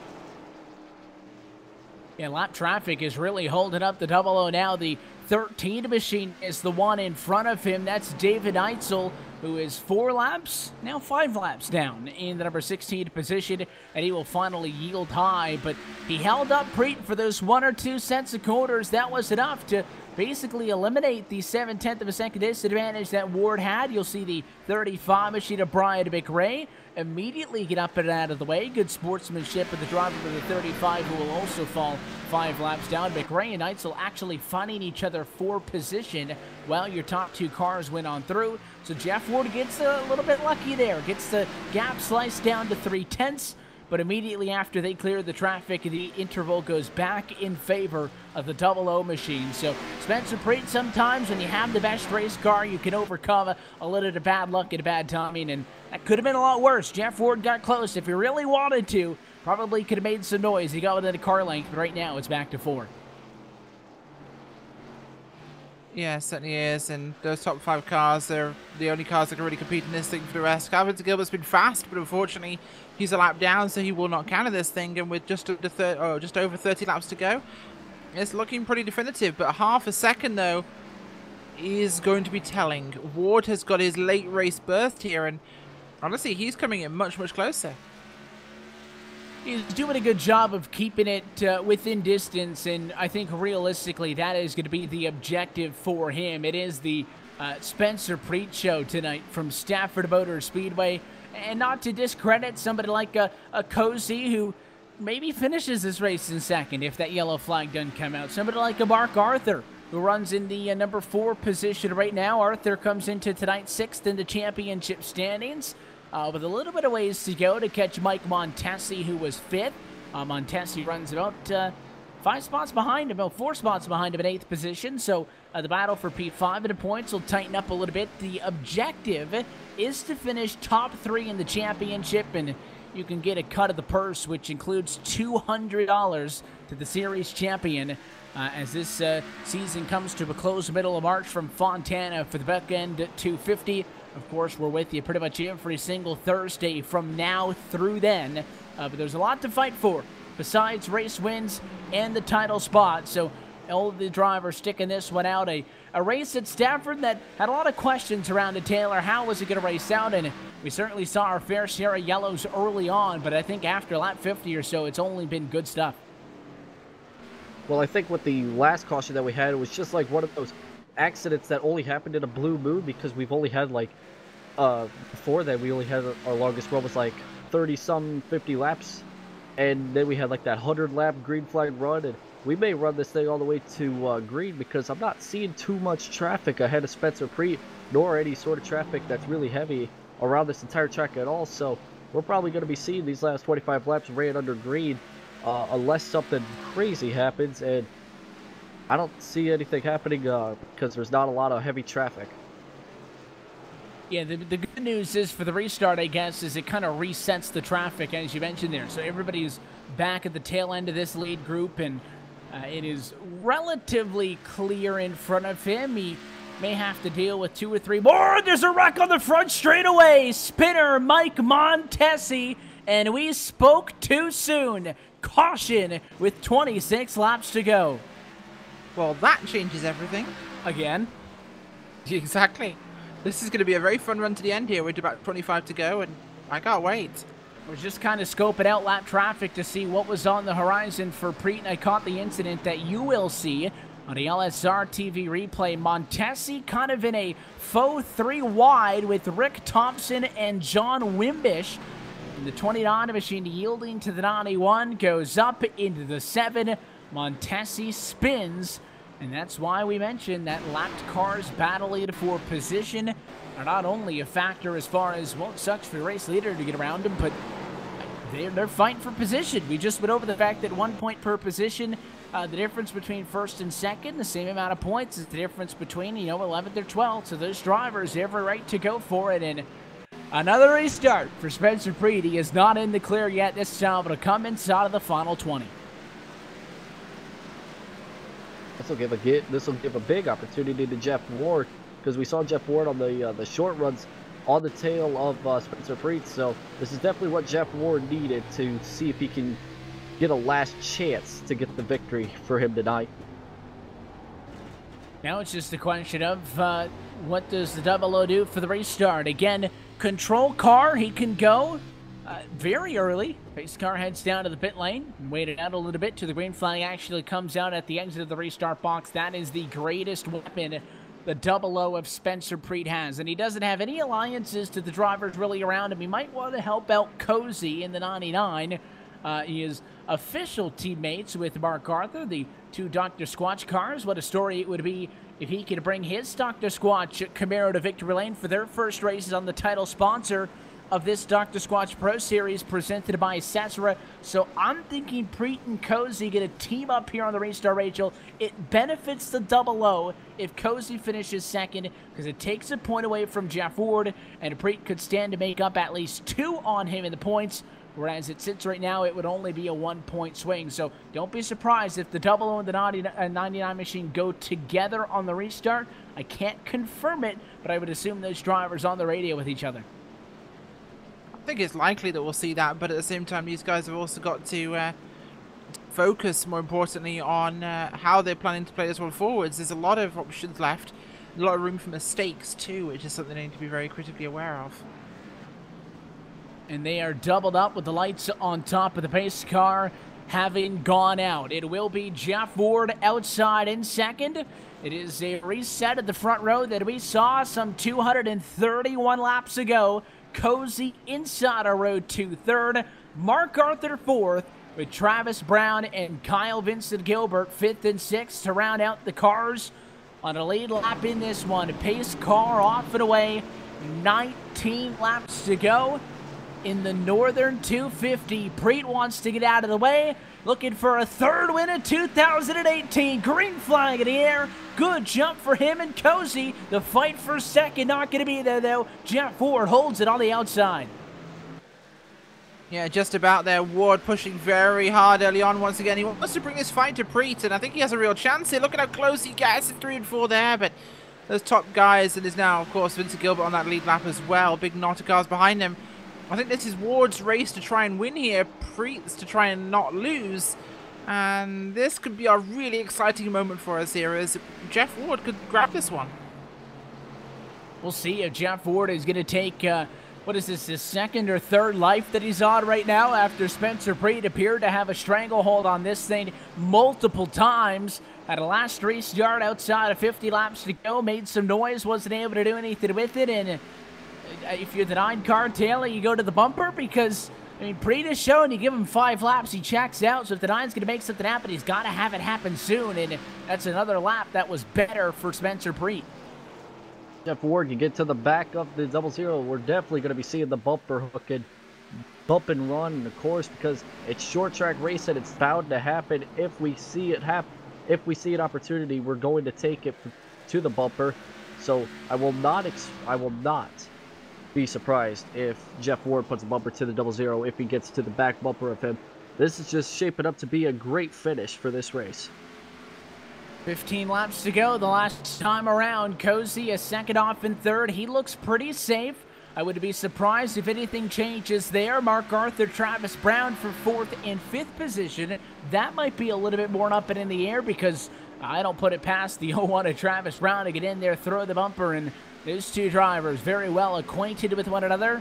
If they trade some paint, don't be shocked at all. So 4-5 may up in the air. I think Cozy caught the odd man out in the middle here, and Preet and Ward battling for the race lead, but another lap in favor of Preet now. They got nearly half a second. Certainly is, and that's going to be opening up even more and more. Preet is just so locked into this thing. He has shown an absolute dominance so far this season, and it's something I've been really happy to see. I remember his old days back in the Super Speedway Cup Series, Evan, that you and I commentated on it, and Preet was one of those drivers that really looked like he deserved a chance to be a race winner, a regular winner. And he was always just nearly there, but the dominant guys in that series really had it locked out. Whereas here, Preet's been able to shine as a driver and show exactly what he can do.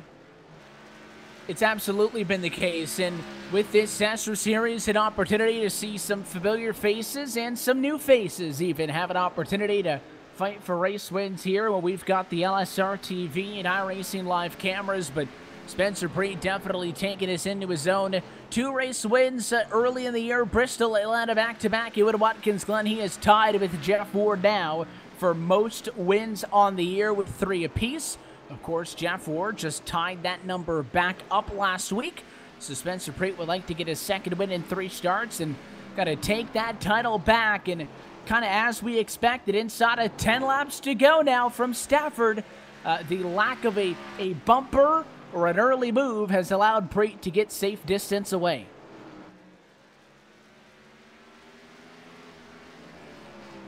I think the one thing that Spencer Preet is hoping that doesn't come out as another caution, because I'm seeing a couple of scrambles going on near the back of the field. I saw one with Mike Montesi. Mike Montesi was sideways through 3 and 4. It saw a lot of smoke, but they kept it straight, so that was probably the closest we're going to get to a non-caution spitter, and that's what Spencer Preet does not want to see, is a caution. Jeff Ward wants to see it, and everybody else that's behind Spencer Preet on the lead lap, but Spencer Preet does not want to see that caution flag wave.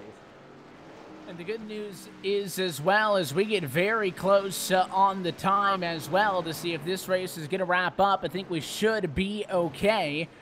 Is that if you get a yellow flag with anything less than 5 laps to go, the race is going to be done. It doesn't matter. Not enough time to cycle through and get a restart in. So unless Spencer Preet's the one that wrecks this time by, he'll take what would be 5 laps to go in this race, and he is going to be pretty much home free as long as the Double O makes it in one piece. Yeah, certainly is, and Double O really needs to try and push what he can here, but we are, like you said, very close on time at the moment, as it's actually, no, we're not even remotely close. We've got about 46 minutes remaining on the race clock, so that shouldn't factor for us with 4 laps to go.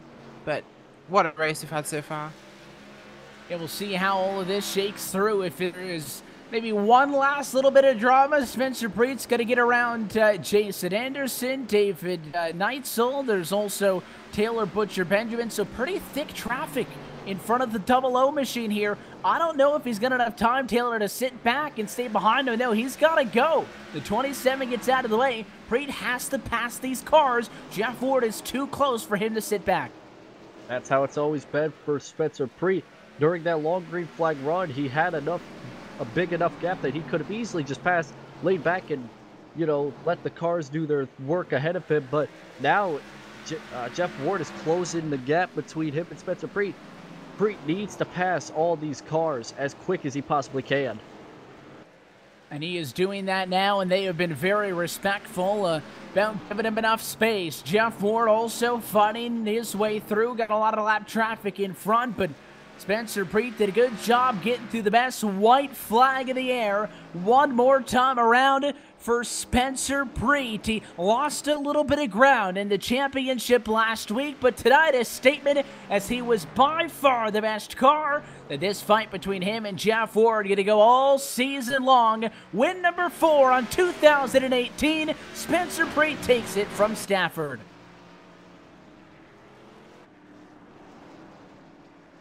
Certainly does. What a fantastic run there from Preet, and it was a dominant race from start to finish, and he really brought it to these guys. It's just amazing to see his performance from 1.5 miles down to a half-mile track. And you can see the respect between the two, Taylor.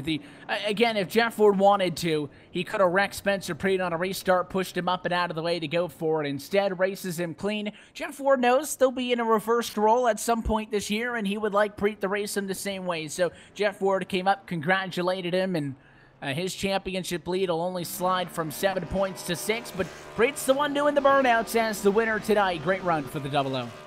Exactly. Jeff Ward knew that on the long runs, like in points, it wasn't going to really hurt him to just finish second because it was only 1 point that was gained between Spencer Preet and Jeff Ward. So it wouldn't have been the greatest of decisions to get to the bumper of the 0-0 and potentially wreck him. However, it could have still happened. However, with the points, not really any changes in the top two because of how close they were. They finished 1 and 2. And he is going to use up a lot of the racetrack. Now there goes the engine. Spencer Preet was taking a burnouts all the way down to the pit lane. So we'll take an opportunity to step aside. And when we come back, we'll get post-race reaction. Spencer Preet, it's your winner in tonight's Northern 250. The Dr. Squatch post-race show is next. You're watching LSRTV on iRacing Live.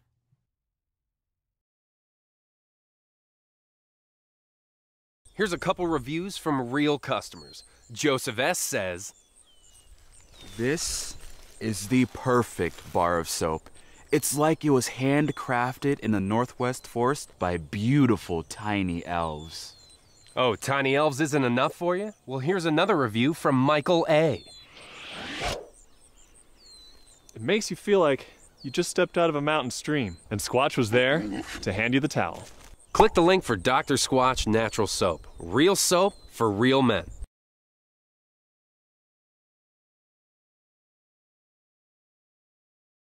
You want to smell like the forest? Boom, pine tar, we've got you. You want to smell like the sea?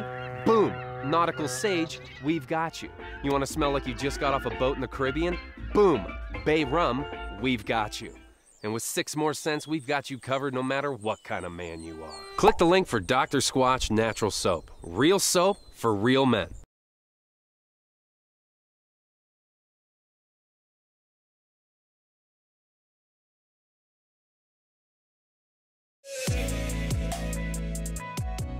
My name is Steven Corpenos. I'm a senior web developer here at iRacing, and I work on the beta UI. It's funny because iRacing has been around for 10 years, but we want to keep delivering the best possible user experience to our customers, and we've found that the old UI isn't exactly what we're trying to deliver in 2018. We want to use new features and provide the best possible experience when using the sim. One of the projects that I've been working on is some custom heat racing configuration for hosted races. We've been listening to our customers. Everyone's been asking for custom heat races. Maybe you want to tweak a few things with the preset iRacing configurations. Well, now you can using the beta UI.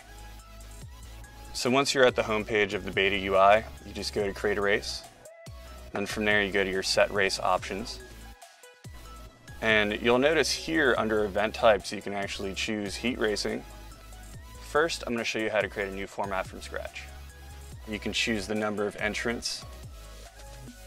And as you can see, when I made that change, the change was actually reflected on the right side in the graph. Also, you can use the estimated duration at the bottom of the graph when you're changing the length to see what the total duration of your event will be.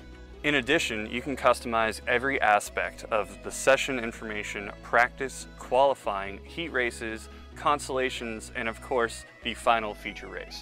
Because the beta UI allows us to develop features that are robust and complex, this feature will be exclusively available on the beta UI. Once you've made all of the changes, you can hit save. Say you forgot what you selected. You can always preview it using the preview format button. We are very excited to release the brand new heat racing configuration feature that will be available in Season 3 of iRacing.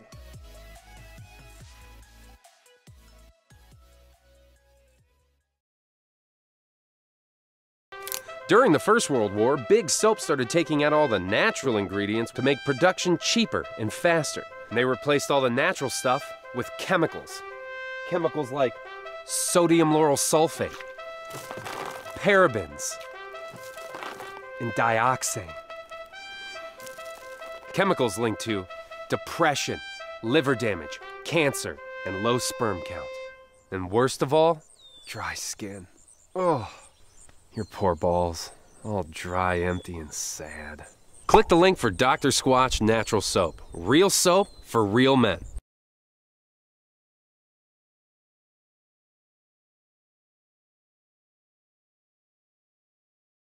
This broadcast is the copyrighted work of LSRTV and may not be rebroadcast, retranslated, or used in any form without the express written consent of Live Sim Racing LLC and iRacing.com Motorsport Simulations. LSRTV would like to thank you for your support, and we hope you enjoyed tonight's broadcast.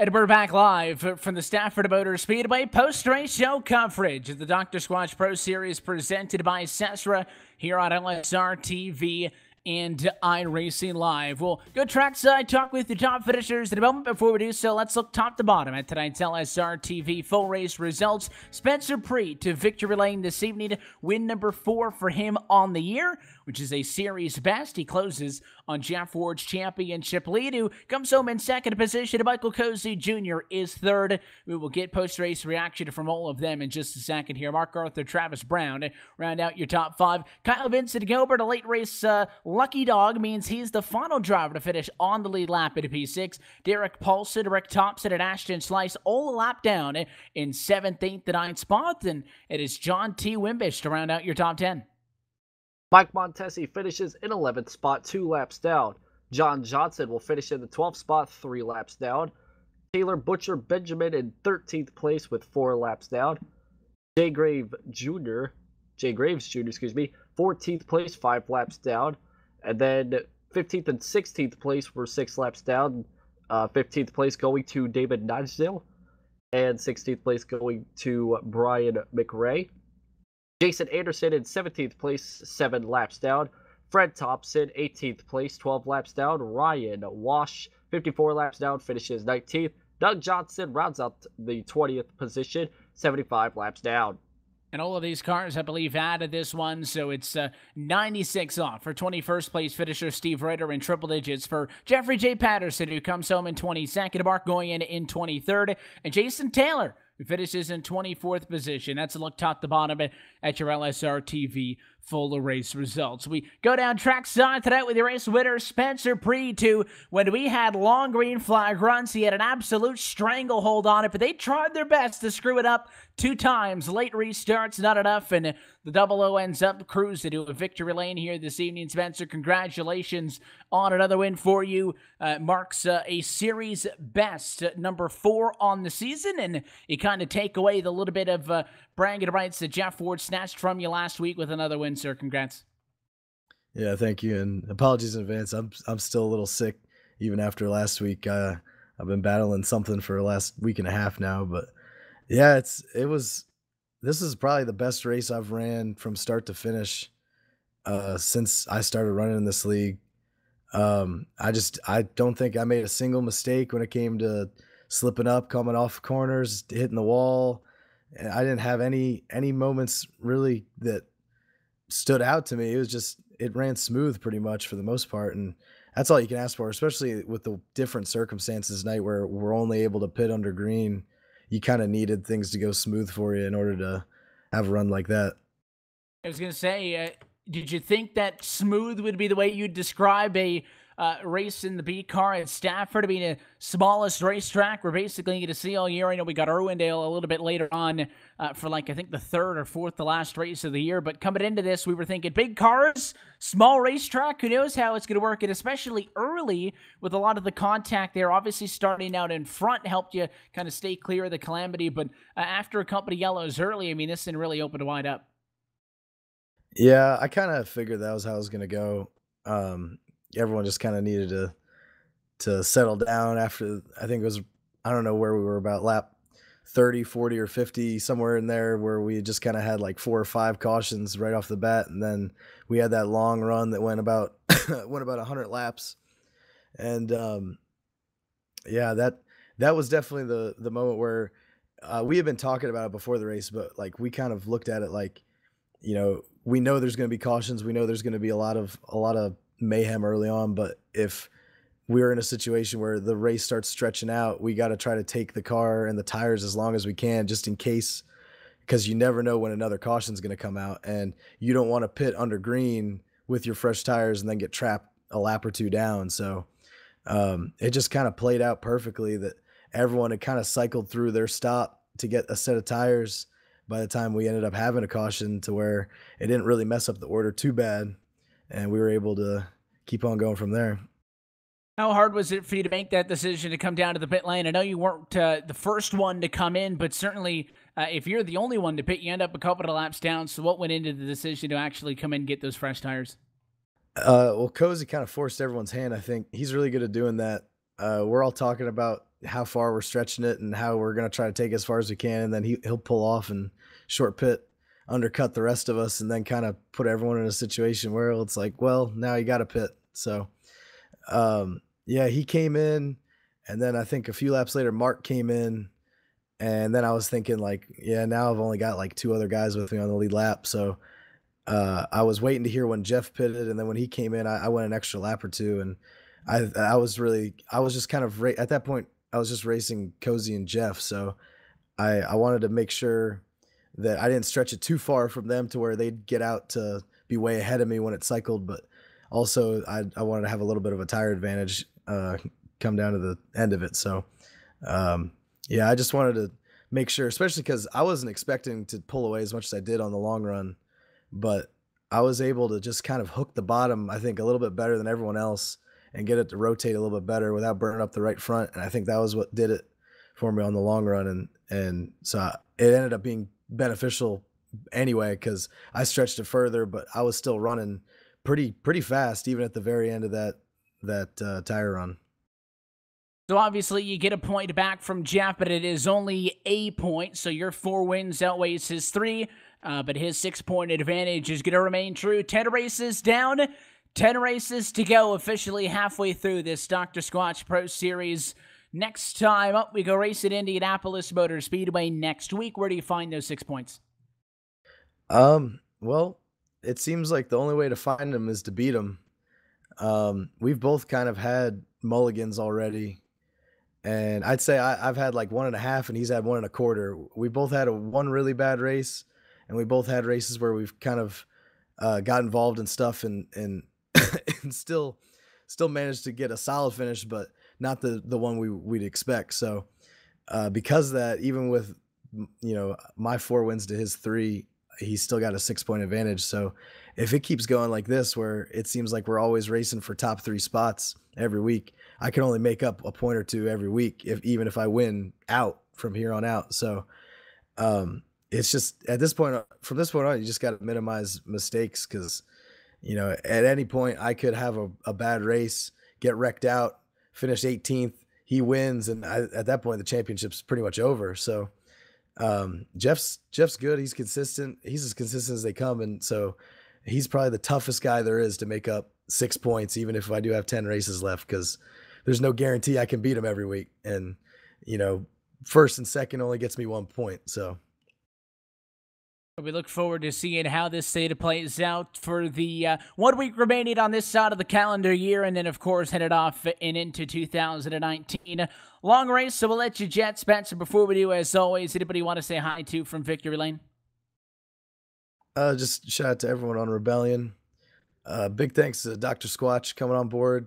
Title sponsor. I know it's a really big deal for everybody involved in the league, and I'm really honored to be able to pilot one of the Dr. Squatch cars. That I've never at any point in my career in sim racing had like an actual sponsor at any point. So this is kind of a big deal for me, and I'm glad I was able to put on a show tonight. Make sure to use promo code SESRA15, get 15% off your first order. drsquatch.com. Buy yourself some soap, shampoo, conditioner, cologne, whatever it is you need. Men products, they got it. So shout out to them. Shout out to everyone at SESRA. Shout out to you guys for putting on the broadcast.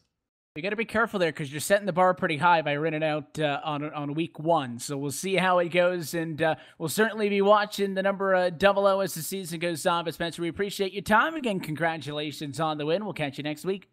Thank you. See you then.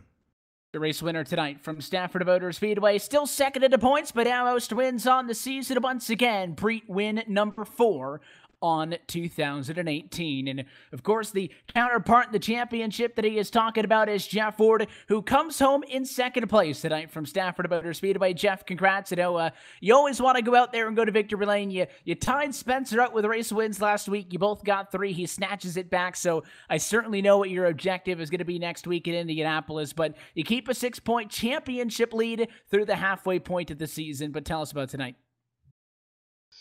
Yeah, Evan, first off, congrats to Spencer there. He drove a heck of a race. That Dr. Squatch car was pretty elusive tonight. So yeah, congrats to him.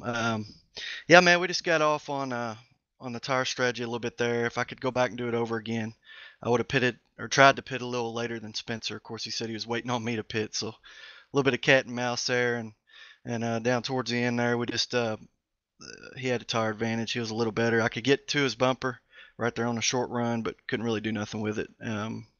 He was real good up off the corner, down the straights, and stayed out of trouble all night. So we'll just have to keep battling. Second's pretty good. That's a good points night, and was able to keep him from gaining too much and get the segment championship here, so that's cool. I was glad I was able to stay out of trouble. That was really the main thing because I needed a top 4 finish. And on a lot of those restarts, I had Rebellion around me all night. It seemed like I think all 5 of their cars were up there at one point. So restarts were tough. We'd get kind of mired back and have to fight back up there. So Spencer was able to hold first place pretty much all night. That track position was key, and he was great on long runs. So we'll take second, and I'm glad to get out of there. I don't really care for that track. I'm ready to get out to some 1.5 miles and to Indy. Well, I know it's claustrophobic enough having these big cars on the small track, and then, of course, eventually you were pretty much boxed in by that team for the entirety of the night. You did have a chance with 2 late race restarts, 1 outside of 50 to go, 1 pretty much right at 20 laps to go in this race, to make some noise, and it looked like first 5 laps or so off of the restart, you were able to stick with them, and then after that, Preet was able to pull away a little bit, but, I mean, restarts was where all the fun was. I know you and Mark had gone back and forth quite a bit early on in this one. Based on the fact that Preet appeared to have the dominant car tonight, I assume you're very happy to be able to snatch the P2, all things considered? Yeah, P2's good. I come into it just, like I said, trying to get a top 4. I knew that would lock up the segment thing there. So that was important. And restarts, if I could have timed it just right and stayed on Spencer's outside going into 1 there, I might have been able to try to pin him a little bit and make something happen, but who's to say he wouldn't have got right back around us with the speed he had. But yeah, just restarts were key. There was a lot of them, and if you didn't get them just right, you were going to lose some positions. So like I said, I'm happy with the result tonight. We're halfway through the season, and we head to a very different kind of a race at Indianapolis Motor Speedway next week. You've been able to lock it up for the segment. Now you got to lock it up for the season. You've got an 8-point cushion. How comfortable can that make you, if anything, with a long way to go? And what have you kind of learned about Spencer that you're going to try to use here to do the same thing you did for these first 10 weeks for the next 10 and get the big trophy? I feel like at the beginning of the season, we were kind of had the advantage saving tires and kind of coming back at them halfway through a run. And, over the course of some of these races, they've kind of learned what I'm doing, and they're kind of doing the same thing to keep that from being so effective. So it's going to get tougher as the season goes. There's 3 or 4 guys there that are real tough. So I'm looking forward to Indy. That's a track where attrition really pays off. So we'll try to go out there and take advantage of the tire rule, save some tires on that surface there that's pretty abrasive, and try to come out of there with another good finish. We'll let you head off to Indy, and we'll catch you next week. Before we let you go, Jeff, anybody else you want to say hi to? Yeah, just echoing what Spencer said about Dr. Squatch coming on board. That's important. That's awesome. So just head over to their website there, check out what they got. It'll really help us out. Thanks to Loud Pedal Motorsports. Thanks to you guys for doing the broadcast. Shout out to my teammate Derek there. He finished 7th place tonight. And just thanks to friends. Your second place finisher tonight from Stafford. Jeff, congratulations on the success thus far. We look forward to seeing what you got in the second half. All right. Thanks, guys. So it is a second place tonight for Jeff Ford. Michael Kosa Jr. was in P2. to late race yellow flag and a restart. Kicked it back to third. Still a good result for the 99. He is trackside now with Taylor. All right, Michael Cozy, do you have a copy, buddy? Yeah, hello. Hey, Man, you had a good race all day long. You're up at the front of the field, then you short pitted, got up to second place, but then a late race caution came out and took you back to third. Just all in all, how was the race for you tonight? Well, I didn't win, so it wasn't very fun. All right, you led 3 laps today, so it could have been a whole lot worse. Just tell us what was going through your mind on the last couple restarts. You didn't have the good of fresh tires advantage that Jeff Ward and Spencer Preet had, but all in all, if you were able to go down pit road under the caution, do you think you would have been able to get up to Spencer Preet and pass him? Yeah, I don't know. Like halfway through the race, my right front fell off, so I couldn't figure out how to turn it after that. So probably not. But it definitely would have been helpful to use a second set of tires. I might not have been so bad after a while, but yeah, what can you do? So, oh no, I mean, it wasn't too bad. Didn't win, so I felt like I had a winning car up until my right front fell off, and then it was that. I just couldn't turn. I don't know what it was, but yeah, I mean, yeah, that's really about that. We're heading into Indianapolis next week. How confident are you heading into Indy? Not very confident at all. These cars suck. The setups are worse. I feel like they're better to flip over if you turn directions on the straightaways, and when you throw them on a very bad track like that for stock cars, it's not very fun. So. Yeah, I'll try not to cuss anybody out next week, and hopefully it won't wreck anybody, but I'll try to do my best. All right, who do you have to thank or say hi to?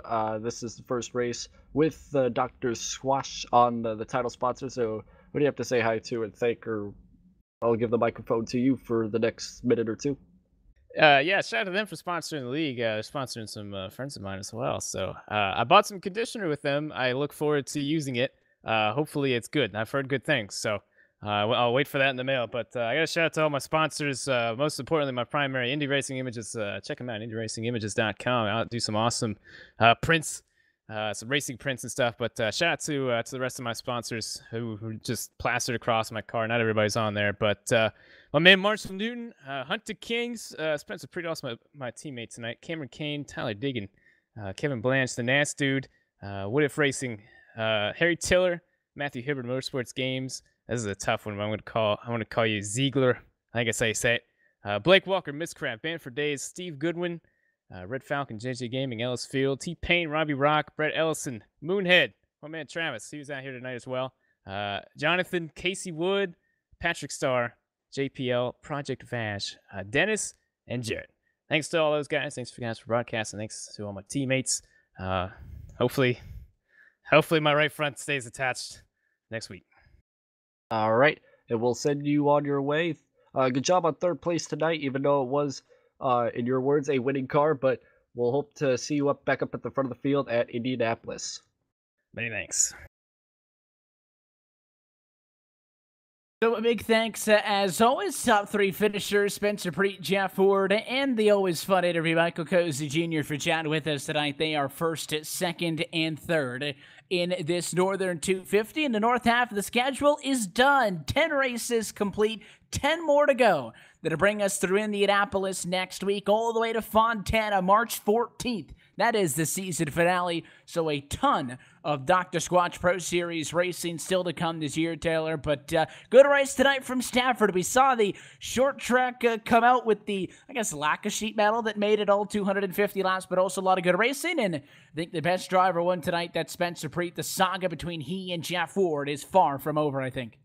Oh, it definitely is, especially now that the second half is go time between Jeff Ward and Spencer Preet. Those two are going to be the class of the field. But talking about tonight's race, it was definitely no shortage of a normal short track racing. We saw a lot of beating and banging, lots of destroyed race cars, lots of torn up fenders, banged up sheet metal and all sorts of stuff. But in the end, it was one driver who raced smart, raced clean, that ended up winning the race, that being the 00 of Spencer Preet. And a lot of good racing still to come this season, but that does it for us here tonight from the Stafford Motor Speedway. So on behalf of our entire team at LSRTV, the folks behind the scenes, those who make these broadcasts happen on a night in and night out basis, and of course for your team tonight, for myself, Evan Pasoko, for Rachel White, for Taylor Frey, and our producer, Brent Wheeler, we want to thank you for tuning in and congratulate Spencer Preet, race winner tonight for the 4th time this season. A lot of action still to come, and it continues next Thursday. A little bit of maybe a winter break fun. We hope you see us on December the 27th from Indianapolis Motor Speedway for the historic 250. That race in every race of the Dr. Squatch Pro Series presented by SESRA. Okay, to be found right here on LSR TV, your home for sim racing. Until next time, though, good night from Stafford Springs. Listen up. The soap you shower with, it's you probably haven't even questioned what bar of soap you lather up with. Let's face it, most guys don't. They're still using whatever bar their mommy bought for her little man. Is that what you want? To smell like mama's little man? Ugh. But now you can upgrade your shower game with Dr. Squatch Natural Soap. Click the link for Dr. Squatch Natural Soap. Real soap for real men. Or don't, and continue to be mommy's little helper. The following is a special presentation of iRacing on LSR TV, your home for sim racing.